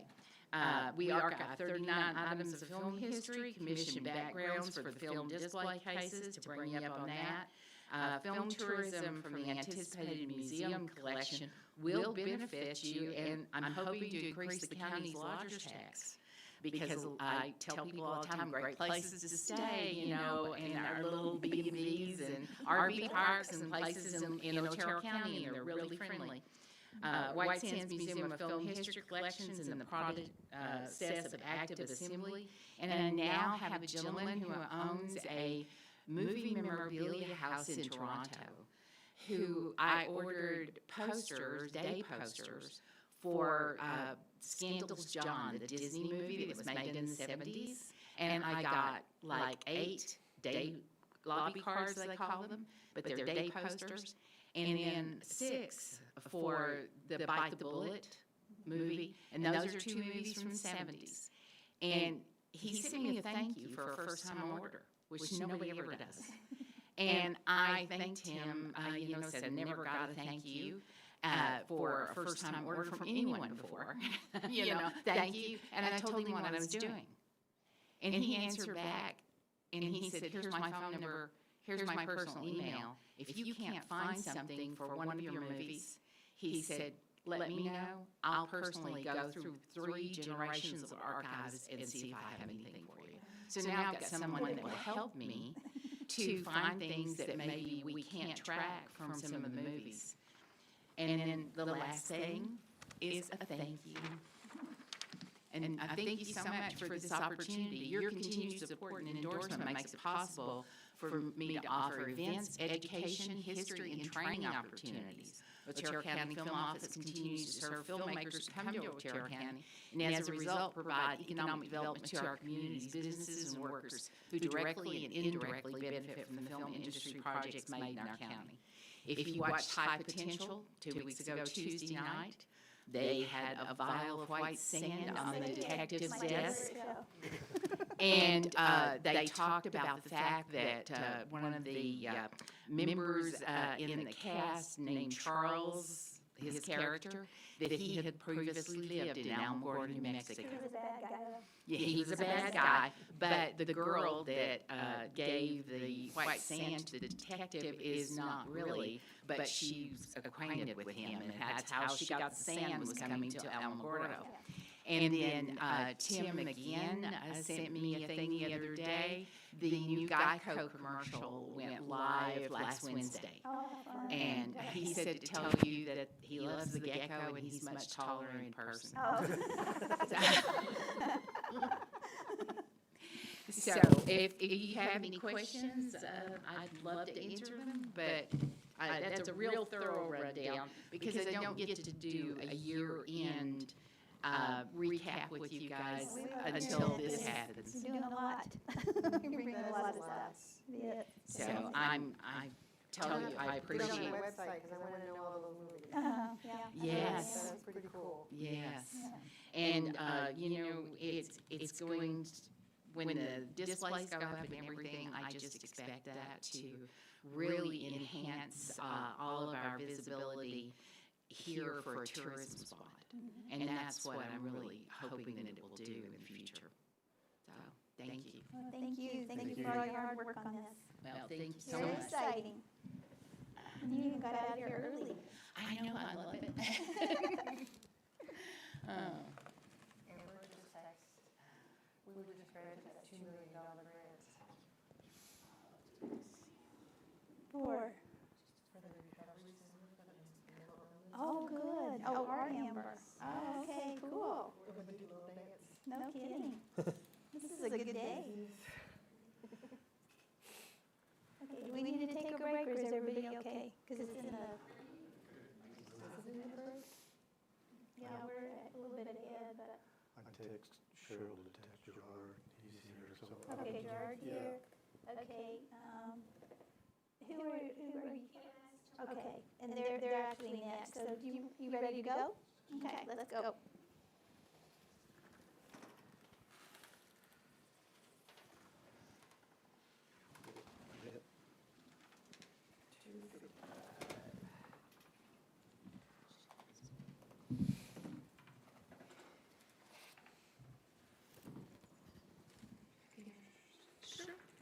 Hi, good afternoon. I'm Carla Hernandez. I'm the administrator for the PMS Chaparral Family Health Center. And Good afternoon, Ernesto Gutierrez, Southern Region Director for Presbyterian Medical Services. Good afternoon. Thank you very much for your time. Can't believe it's already another year, I know. right? It's going by so fast. So we first want to thank you for your continued support for our community, Chaparral.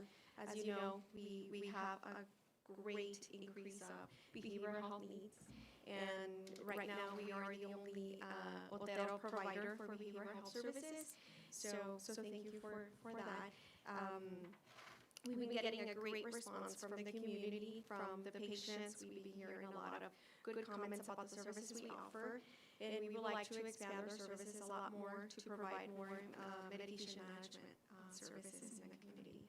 Also do more group therapy.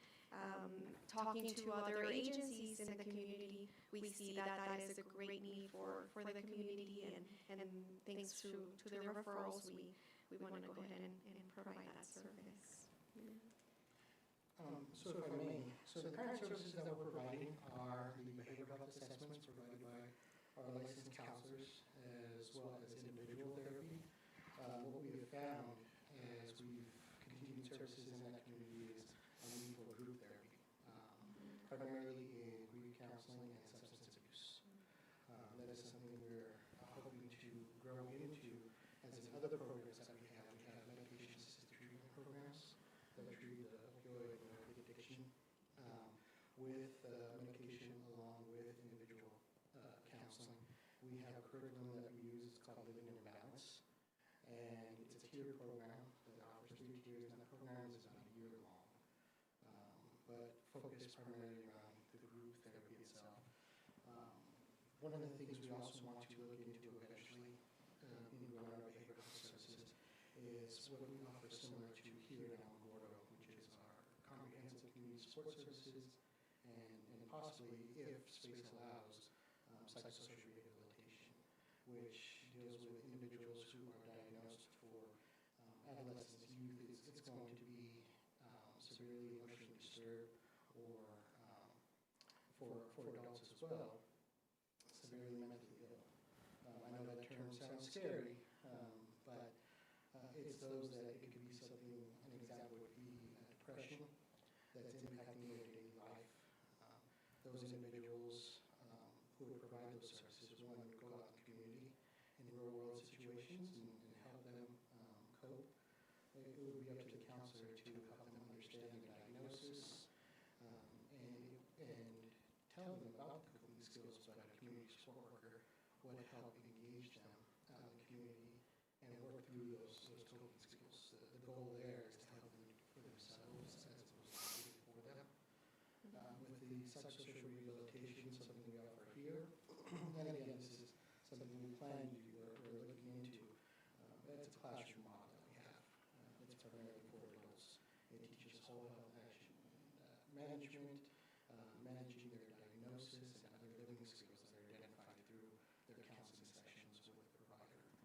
I may ask Carla to talk a little bit about her community connections and some of the individuals that she's been in contact with.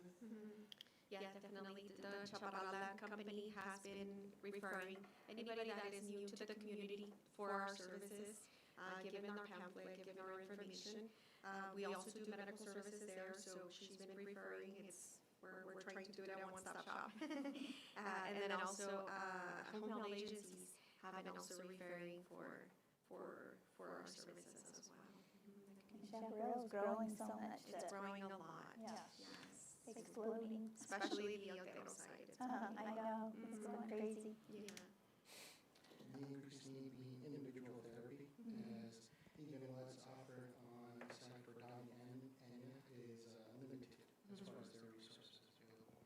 In the community, they only have, to include us, 2. There was a third psychiatric provider there, but on the Otero side, it's only us. The other agency there, I believe, is a for-profit organization. Also, individuals benefit given that we are a nonprofit and designated as a federally qualified health center from our sliding fee scale. We do not refuse services to anyone regardless of their ability to pay. So. You've got a lot. Is there any questions? No. All right, well, thank you. That was great. Thank you.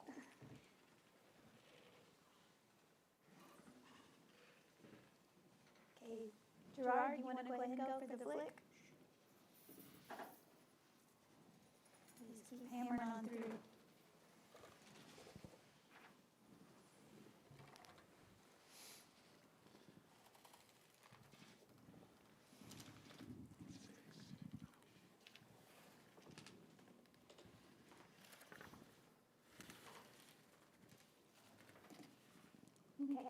Okay. Thank you.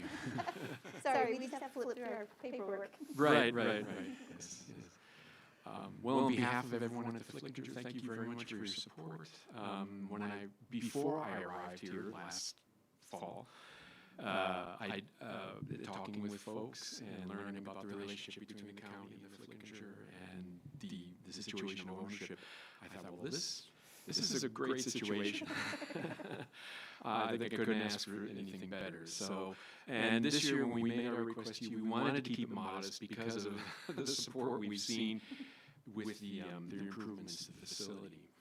And I understand that, fingers crossed, that there will be some work done on the roof, and that's a great improvement. And I've been talking with some folks through Main Street and others to see about the feasibility of doing some improvements to the auditorium. And but in order for that to happen, the roof has to be in a situation where we don't have to be concerned about leakage. So that will be a great improvement. But anyway, back to the application. We were asking for a few minor items. One facility, which is seating in the auditorium, and the other, which is helps to promote our new approach to programming, So one thing that has become a concern at the Flickinger is that we have this concert series that we've done year after year after year, and it's usually been a fairly large number of events. I think it's been kind of fixated on quantity, and so I thought, well, perhaps we need to make a shift to quality and reduce the number and bring in artists that are going to really cause a stir and a great deal of interest, not just within town, but throughout the county. And but in order to one thing that will support this is to begin to spread the word, and we do have a plan to do this through promotion and marketing, and promotion being the video kiosks. Actually, I talked to the folks who provide our online ticketing platform right now, and they do offer a ticketing kiosk. And they suggested to me, they said, don't buy our ticketing kiosk, get a video kiosk and just put QR codes up on them. Said it's much more affordable, and they're also more portable. And so I've talked to the folks at Holloman. They're very open to the idea of having one of these video kiosks at the BX or at the community center. We'd also like to carve out a section of seating in the auditorium where we can offer active service personnel discounts. And so that will help to promote awareness and accessibility of the Flickinger to the folks at base. And to also spread the word here in town and throughout the county where we have an opportunity. I think we're also achieving to do that through programming, the shift in programming. We're actually working with the Sacramento Mountains Foundation to do something entirely new for an audience that's existed here in town that I believe we've never served. So this is the Spanish-speaking audience. And I did a little bit of research and noticed that I think it's 29% of population here in Otero County that speaks only Spanish at home. And we've never served this population directly. So working with Sacramento Mountains Foundation, we're putting together a Norteño festival, and that's a tradition of music that comes from northern Mexico and is very, very popular. I believe that we'll see a good, positive reaction from that community as a result of this. And let me just refresh my memory here. Okay, the seating, of course, well, that's self-explanatory. Oh, and we asked for assistance on rekeying the facility, which was necessary because we had a situation where there were a number of master keys floating around the community, and we needed to get a handle on that. And we did finally resolve that situation. Gerard, Yes. if that all goes through and everything, you'll need to get with Eric. Yes. And discuss that keying, because I'm sure Eric has to have. Yes. Get in and out. Right. So I've been in touch with him frequently on a number of issues, and that's one of them. So he's fully aware of this. We also discussed another issue with him. I did not include it here, but just for your benefit, the situation with birds.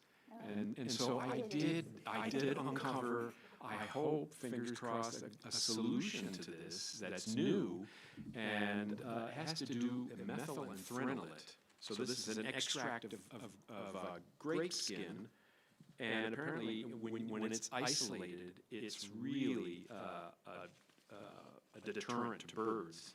And I did have a list of somewhere here of the clients for this service, and it includes the air base in here it is in Utah. Lots of agriculture, commercial, retail, education, food manufacturing, and what is it? Oh, Hill Air Force Base in Utah uses it. So it comes highly recommended. The solution that they first described seemed a bit expensive, but actually, just because it's restricted right now to the marquee itself, would be quite affordable. We would need to remove the existing nesting and bird droppings and clean it up, Yeah, that's right. reinforce, and which I did find one possible solution here local, and then just order the fogging system, which is actually about around $300. So. That's going to be an expensive job because that is nasty. It's deep. Right. Yeah, I wasn't sure if we were going to find a solution, but I did contact the local firm, and they said they can do it for just over $600, which would be wonderful. Sounds good. Any questions? No, I'm good. No?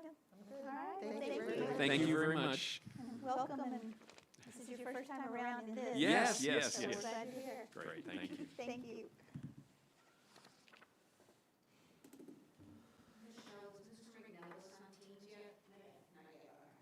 We just got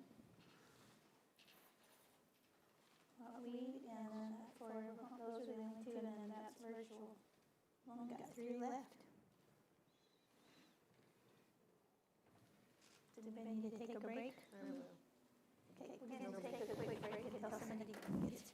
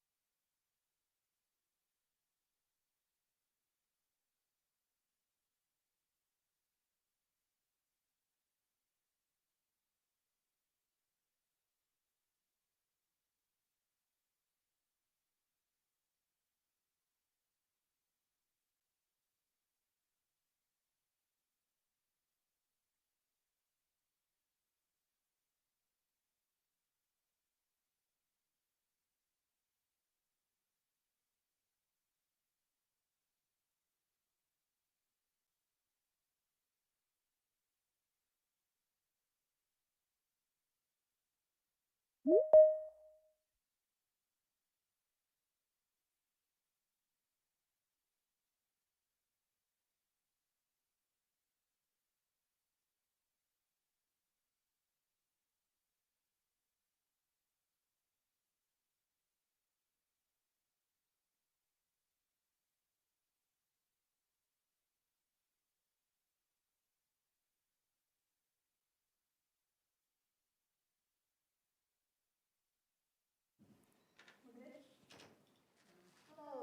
Zachary, can you hear me?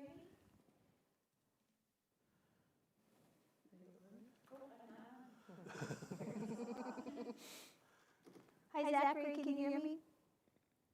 Yes, I can hear you. Okay, we're ready whenever you are.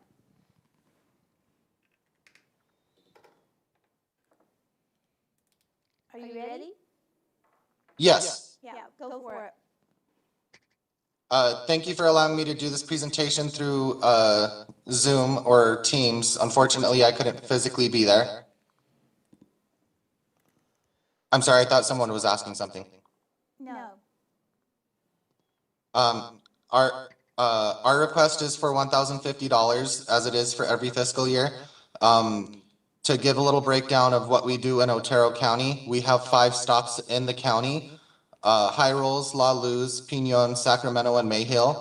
Within this fiscal year alone, we've circulated 145 materials to 44 patrons. All county money that we receive from any county goes directly towards the purchase of books or other materials that can be circulated. Is there any questions? How often does your tour go through Otero County? Once a month.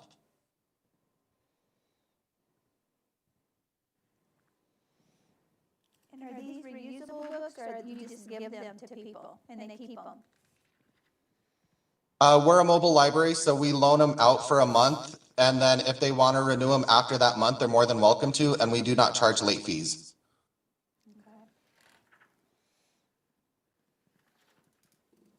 And it's more than just books. We do offer movies and audiobooks and stuff like that as well.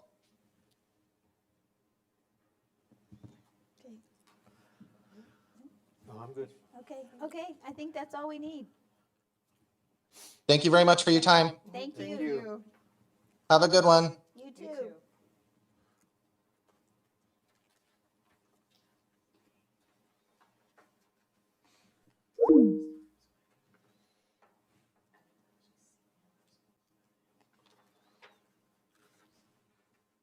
We got weed and then that one.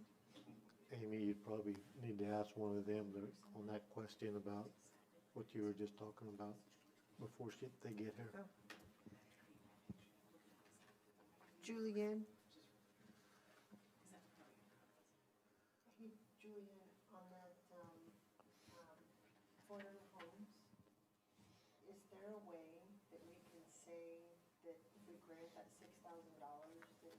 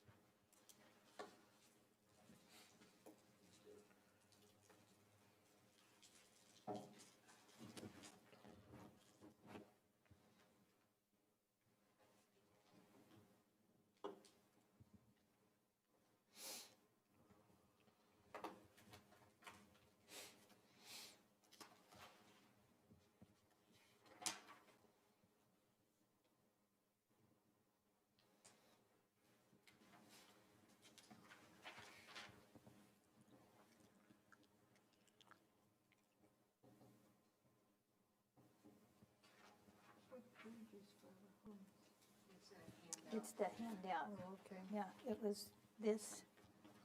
They just gave it to us separate.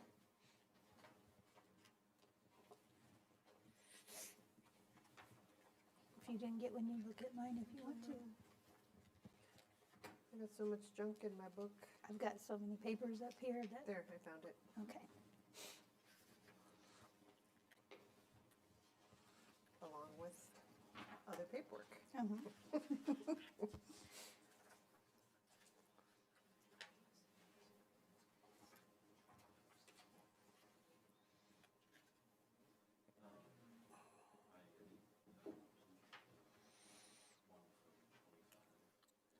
Good, nice fresh sheet so I could scribble on it. There's two. I was thinking I need another one of these. Yeah. Okay, so there's this one.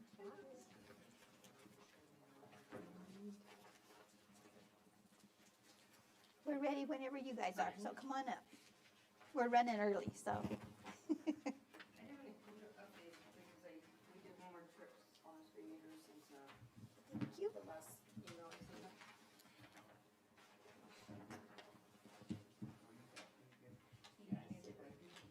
Oh, no, I'm just a little bit.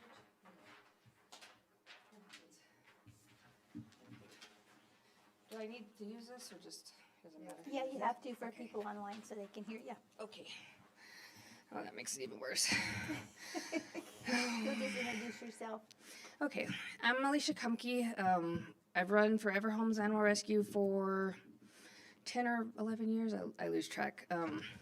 I have an MBA, so I run it like a business to make sure that we're fiscally responsible. We don't make decisions that I can't financially support. And when we came into this, we knew that we would not be able to adopt our way out of this. So we started transporting dogs. We've transported nearly 10,000 animals out of southern New Mexico and West Texas in that time frame. Sometimes it's about 1,000 a year. This last year's about 524 because my main driver passed away last year, and it kind of took us a while to regroup. Don't take my notes. We are primarily funded through donations. However, over the years, I applied for several grants. We got a grant through the Bob Barker Foundation that was $50,000, and it paid for one of our transport vans and the remodel of our bathroom so that we have a dog wash station. I've had Pedigree gave us a grant 2 years ago that put crates in our van, the permanent crates, which makes our transports a lot easier to do. Any dog we move out of here, we fully vet, we fix, we vaccinate. If they're older, we do their dentals because I know the cost of them are prohibitive for a lot of people in a lot of places, and our vets make it very affordable for us to do. So every animal we send out of here, we're responsible with. We do not put any animal out that's not fixed, vaccinated, dentals, and that includes any animal going back into our community. When we first started, we would do last litter programs where we would fix the parents if they would surrender the puppies. My driver worked for Medicare driving, Medicaid driving, and she would come across houses with dozens of animals. So we would go in, we would fix all the animals for the owners so that they would stop reproducing. And we would just do that throughout the county, whatever she would find. And we would just fix them and go to the next house. And it's just a shotgun method of trying to do what we could. Our whole mission is just to reduce overpopulation, reduce the animal neglect, animal issues, and we target all of southern Mexico, West Texas, and anywhere we can help. But the majority of our focus is here because this is where we're at. Someone that loved animals very much donated a building to us. Well, I say donated. She gave me a very, very, very reasonable price on it. And that's where I keep our animals while they're getting vetted before they go out. Last year, I had a private donor donate funds, and a donor from a program we work with in Colorado donate funds so that we were able to start a spay-neuter program. We offer a $50 copay, and we pay the rest of it for people to get their animals fixed. We do dogs and cats. So we ended up doing 59 animals in the year. The cost overall was $4,928. The cost to us was $1,978. The citizens copay was $2,950. Our bank cost was $60. The cost broke down. I know I had it written down somewhere, but I think it was $33. Oh, there we go. $33.53 was our overall cost per animal. $83.53 was the overall cost if you included the copay, which is dirt cheap. We travel 2 hours to a vet so I can maximize our funds and make it as efficient as possible. If I did it in town, I would already be out of funds. I just can't do it. We have 2 other spay-neuter programs. You have Animal Village that does it, and they say that their out-of-pocket is $200, and they charge a $65 copay to people, and they only do low income. They only do 10 people, and they shut down their program while they get more funds. County's copay is $125. They use Button Brand, so their out-of-pocket cost, I believe, is $250. And they have to shut down their program for several months, and then they'll start again. They'll shut down again because they're out of funds. Because when your out-of-pocket cost is $250, your money's not going very far. I've tried to talk to county into using my vet, but they don't want to drive that far. So, but my out-of-pocket cost is $33, so I just can't do it. I want the money to go as far as possible and help as many as we can. We also do a pet food bank. We're trying to keep pets with their owners.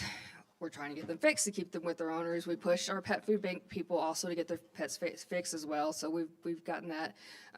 We spent out of pocket $1164 in the pet food bank last year. But we also had a lot of donations that would come in from Colorado, and that's really trickled down. A lot of stores are wanting their food to come back when it's returned rather than donating it to communities. We hardly get any donations from Walmart anymore. All of our food that we're donating out is coming from the community, or we're buying it to supplement. So that was the other part of the fund request that I was asking for. If we can keep them in their homes, they're not coming into the shelter. And if a $20 bag of dog food does that, then that's what we want to do. The spay-neuter program, one unfixed dog, if you trickle it down, can end up being 67,000 dogs in 6 years or 7 years. And it can end up costing the shelter $300 a dog. So it ends up saving you an astronomical amount of money if we can just get them fixed first so they don't end up in the shelters.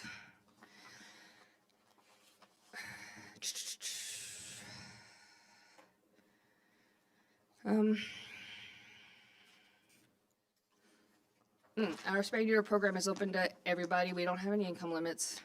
So anybody in the county, anybody in the city that wants to get their pet fixed, I don't care how many pets they have. If they want to come fix 15 pets, we will fix them.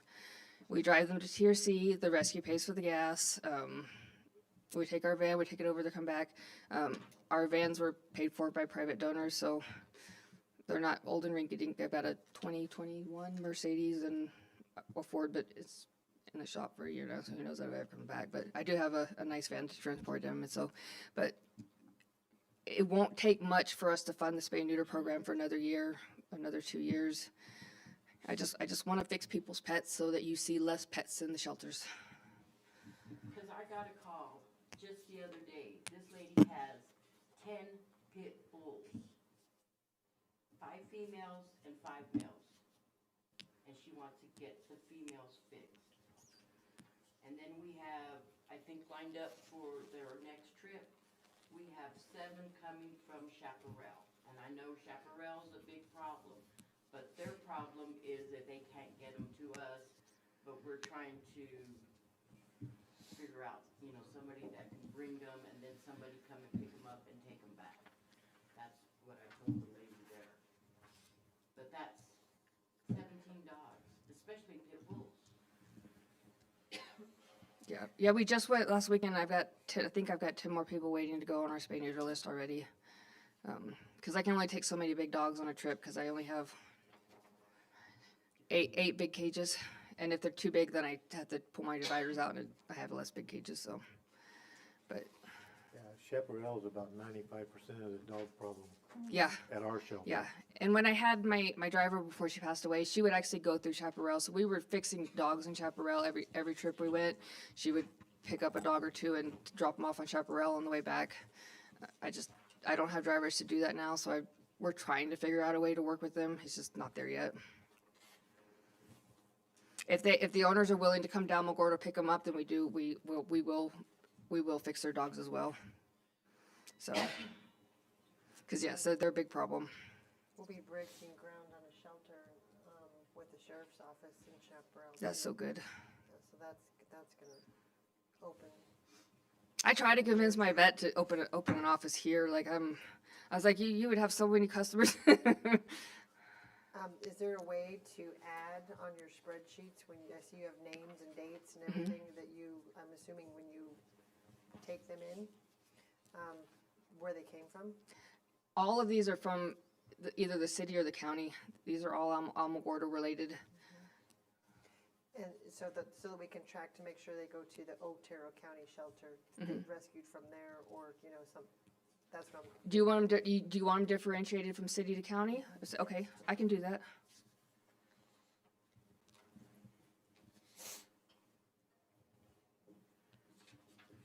I saw my form that I used that they signed from another place that does this similar thing, another place, so it didn't really have a spot for it, but I can add it.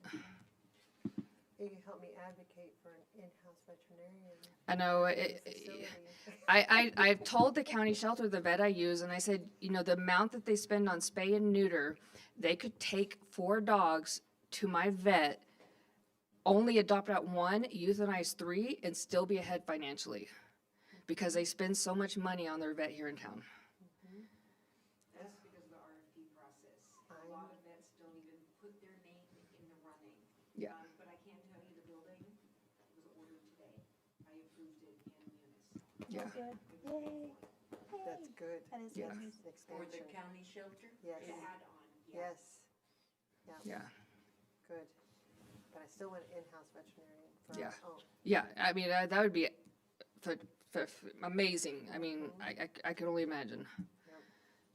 Well, because Espanola just opened up a clinic where any dog from the state of New Mexico can go and get free spay and neuter.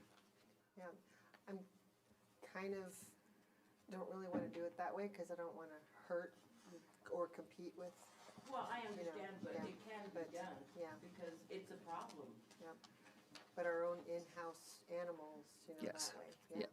Yeah, the county should not be spending $375 on a spay. Because we did spay 1 dog at Button Brand because the dog was aggressive and I wouldn't transport it.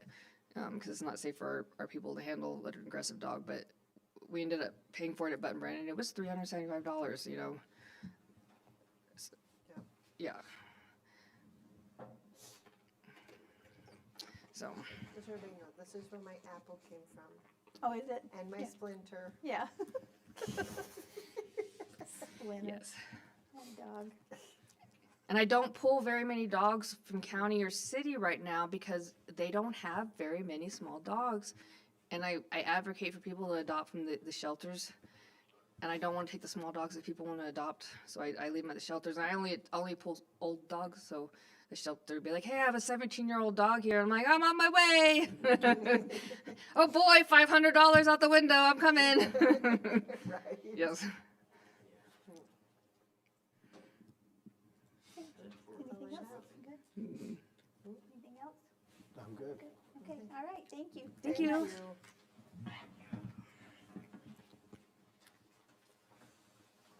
Come on, weed.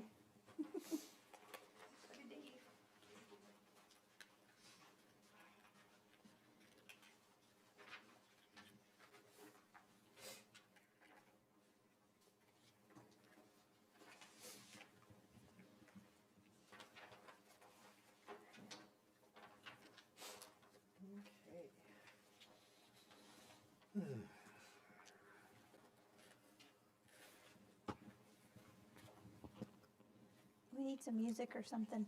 We can have Michelle pull up our film card. There you go, yeah.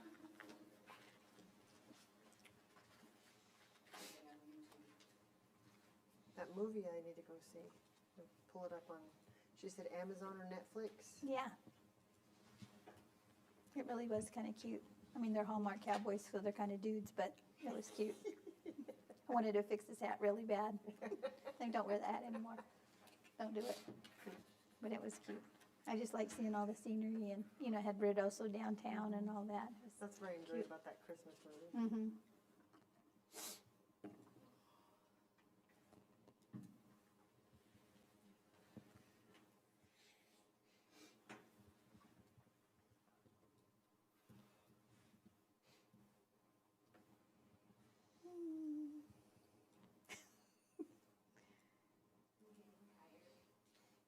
How come there's repair and maintenance on the weed building? Don't we do that?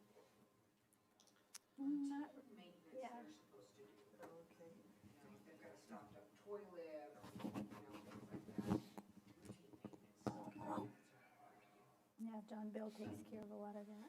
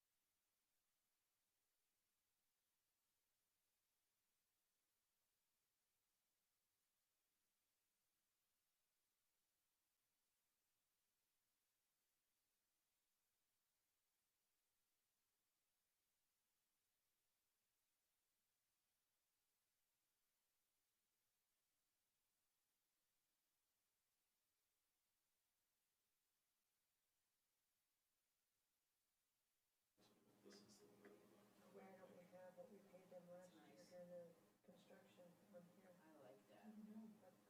That was gonna be my. That's fun. Yeah.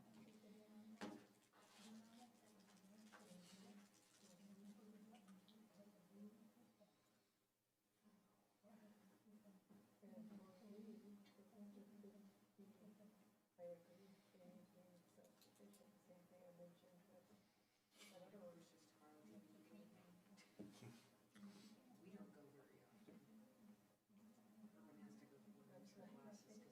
Glasses are frustrating.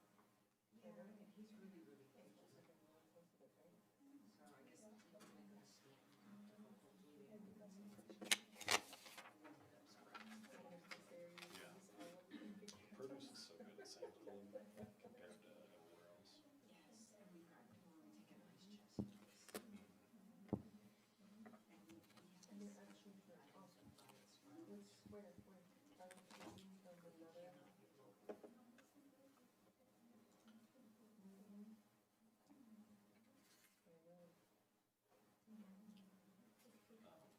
Yeah, I've been getting these grapes at Sam's. They're like that big around.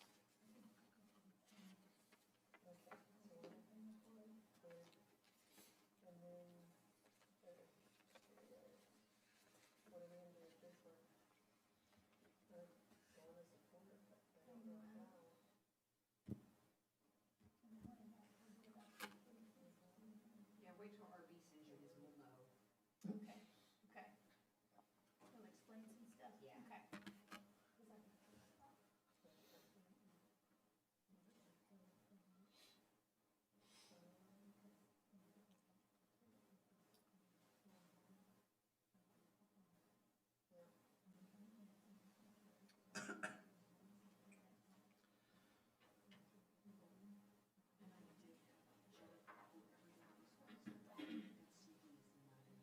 That's what she was telling me. I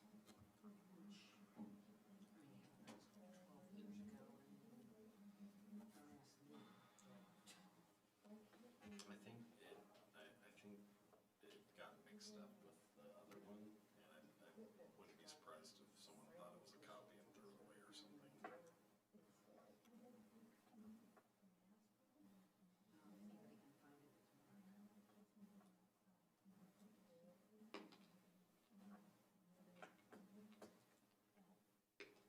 Well, I already marked off the lights.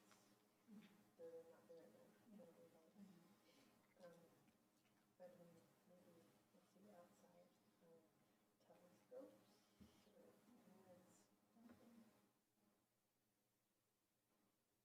But maybe, let's see, outside, telescopes, or lens. So far. We should have apricots, cherries. Only thing is we always do Father's Day weekend, that's later this year.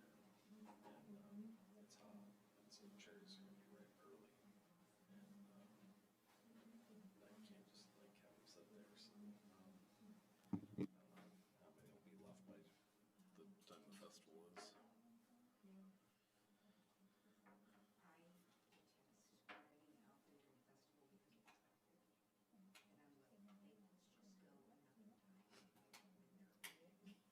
And this will be a good year for that, because we'll be open before. So.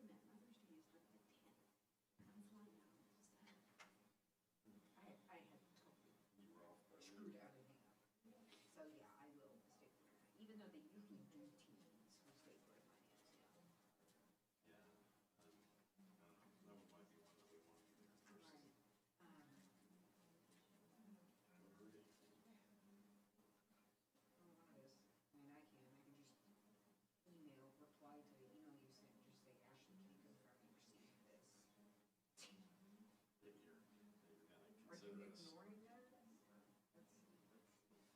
Pretty sure conversations are happening. Oh, I don't doubt that, but the courtesy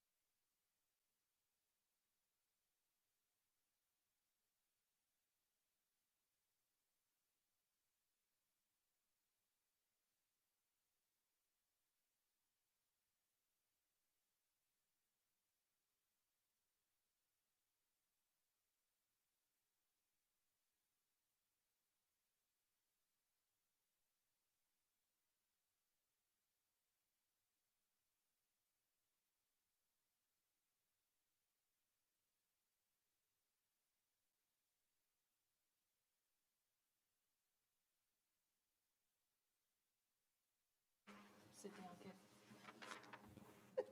By the way, my son turned around and pointed out that he met y'all at Meet the Candidates. He was like, I know them. He was like, I know them. I was like, I'm glad you were paying attention. That's right. Good boy. All right, so, good evening. My name is Leslie Peden. I am the Secretary Treasurer of We Community Center. And I am here to present our grant application. We're a small but very active community. We do lots of programs that help our locals out, as well by towns. We provide a free market where you can come and pick up clothes and household items and drop them off. It's all completely free to the public. We also have a free library for all who'd like to come and borrow or even keep up with books. And all the books have been donated and are taken care of by donations of We. And we also have a gym that has some workout equipment and is really good for those who may need to do a little rehab, exercise, and promote healthy living. We are asking for grant money to cover liability insurance, to cover all those who come to our community building for daily use of the facilities. We're also listed above activities, as well as our Bluegrass Festival every year. It's pretty much our main fundraiser to keep the lights on, to allow us to keep things open for the community to use our facilities. We also have an added umbrella policy that keeps us completely covered. Second, we were going to ask for money for, we do have an older building that needs yearly repairs and minor maintenance that we were asking for grant money for. It has truly helped us this past year. We were able to replace all the broken and damaged ceiling tiles in our building, also the lights and ballasts. And we also got the roof done to make it waterproof on one of them, and we still need the other building to have their roof done. And we have one of our water boilers underneath isn't working right, so we need to get maintenance down there and fix that, as well as our commercial oven. We need to get that fixed. And so we're asking for grant money for that, and then also for internet we had upgraded Starlink last year, and it was amazing to have the internet that worked really fast. It was helpful for our events. It was helpful for kids after school hours to go and be able to use a high-speed internet at the time that get their schoolwork done. Some of the kids do dual credit courses, so they're able to do that at the community building as well. And that's something we want to keep it going. We do really appreciate this opportunity and support for our county. Do y'all have any questions for me? Does PVT serve? So PVT serves. The problem is that right now they're doing that whole bandwidth thing. Hopefully they're upgrading it. But right now their service doesn't reach beyond a little bitty spot, and it doesn't really go but half into our building. And so it's one of those, it's so frustrating because you can't get it to certain places, and you have to be in the parking lot to really use it, or in that first room. And so they're trying to get it upgraded. They said they should have it upgraded, but it might be up to another year. Our consultants are aware of it. PET is aware that we want it there. TVPC does not service that area. I spoke to them as well. And it is one of those that we want to provide the internet at no cost to them, the community. So it is something we're working on. It's just not quite there yet, but it's on my radar. Okay. And once they do, we were planning on switching that back and using that one instead. It's just, unfortunately, like I said, it just doesn't go quite right. But they are working on it, and we have been in contact with them too. Any questions? No? Wow. Wow. What took you longer to get down here Oh my then? goodness. See ya. I know. He's happy. Yeah. I know. He gets to have pizza, so he's There excited you go. anyways. There you go. But yeah, well, thank you so much for this opportunity. Thank you for driving down. All right. That's a long haul, so thank you for driving down.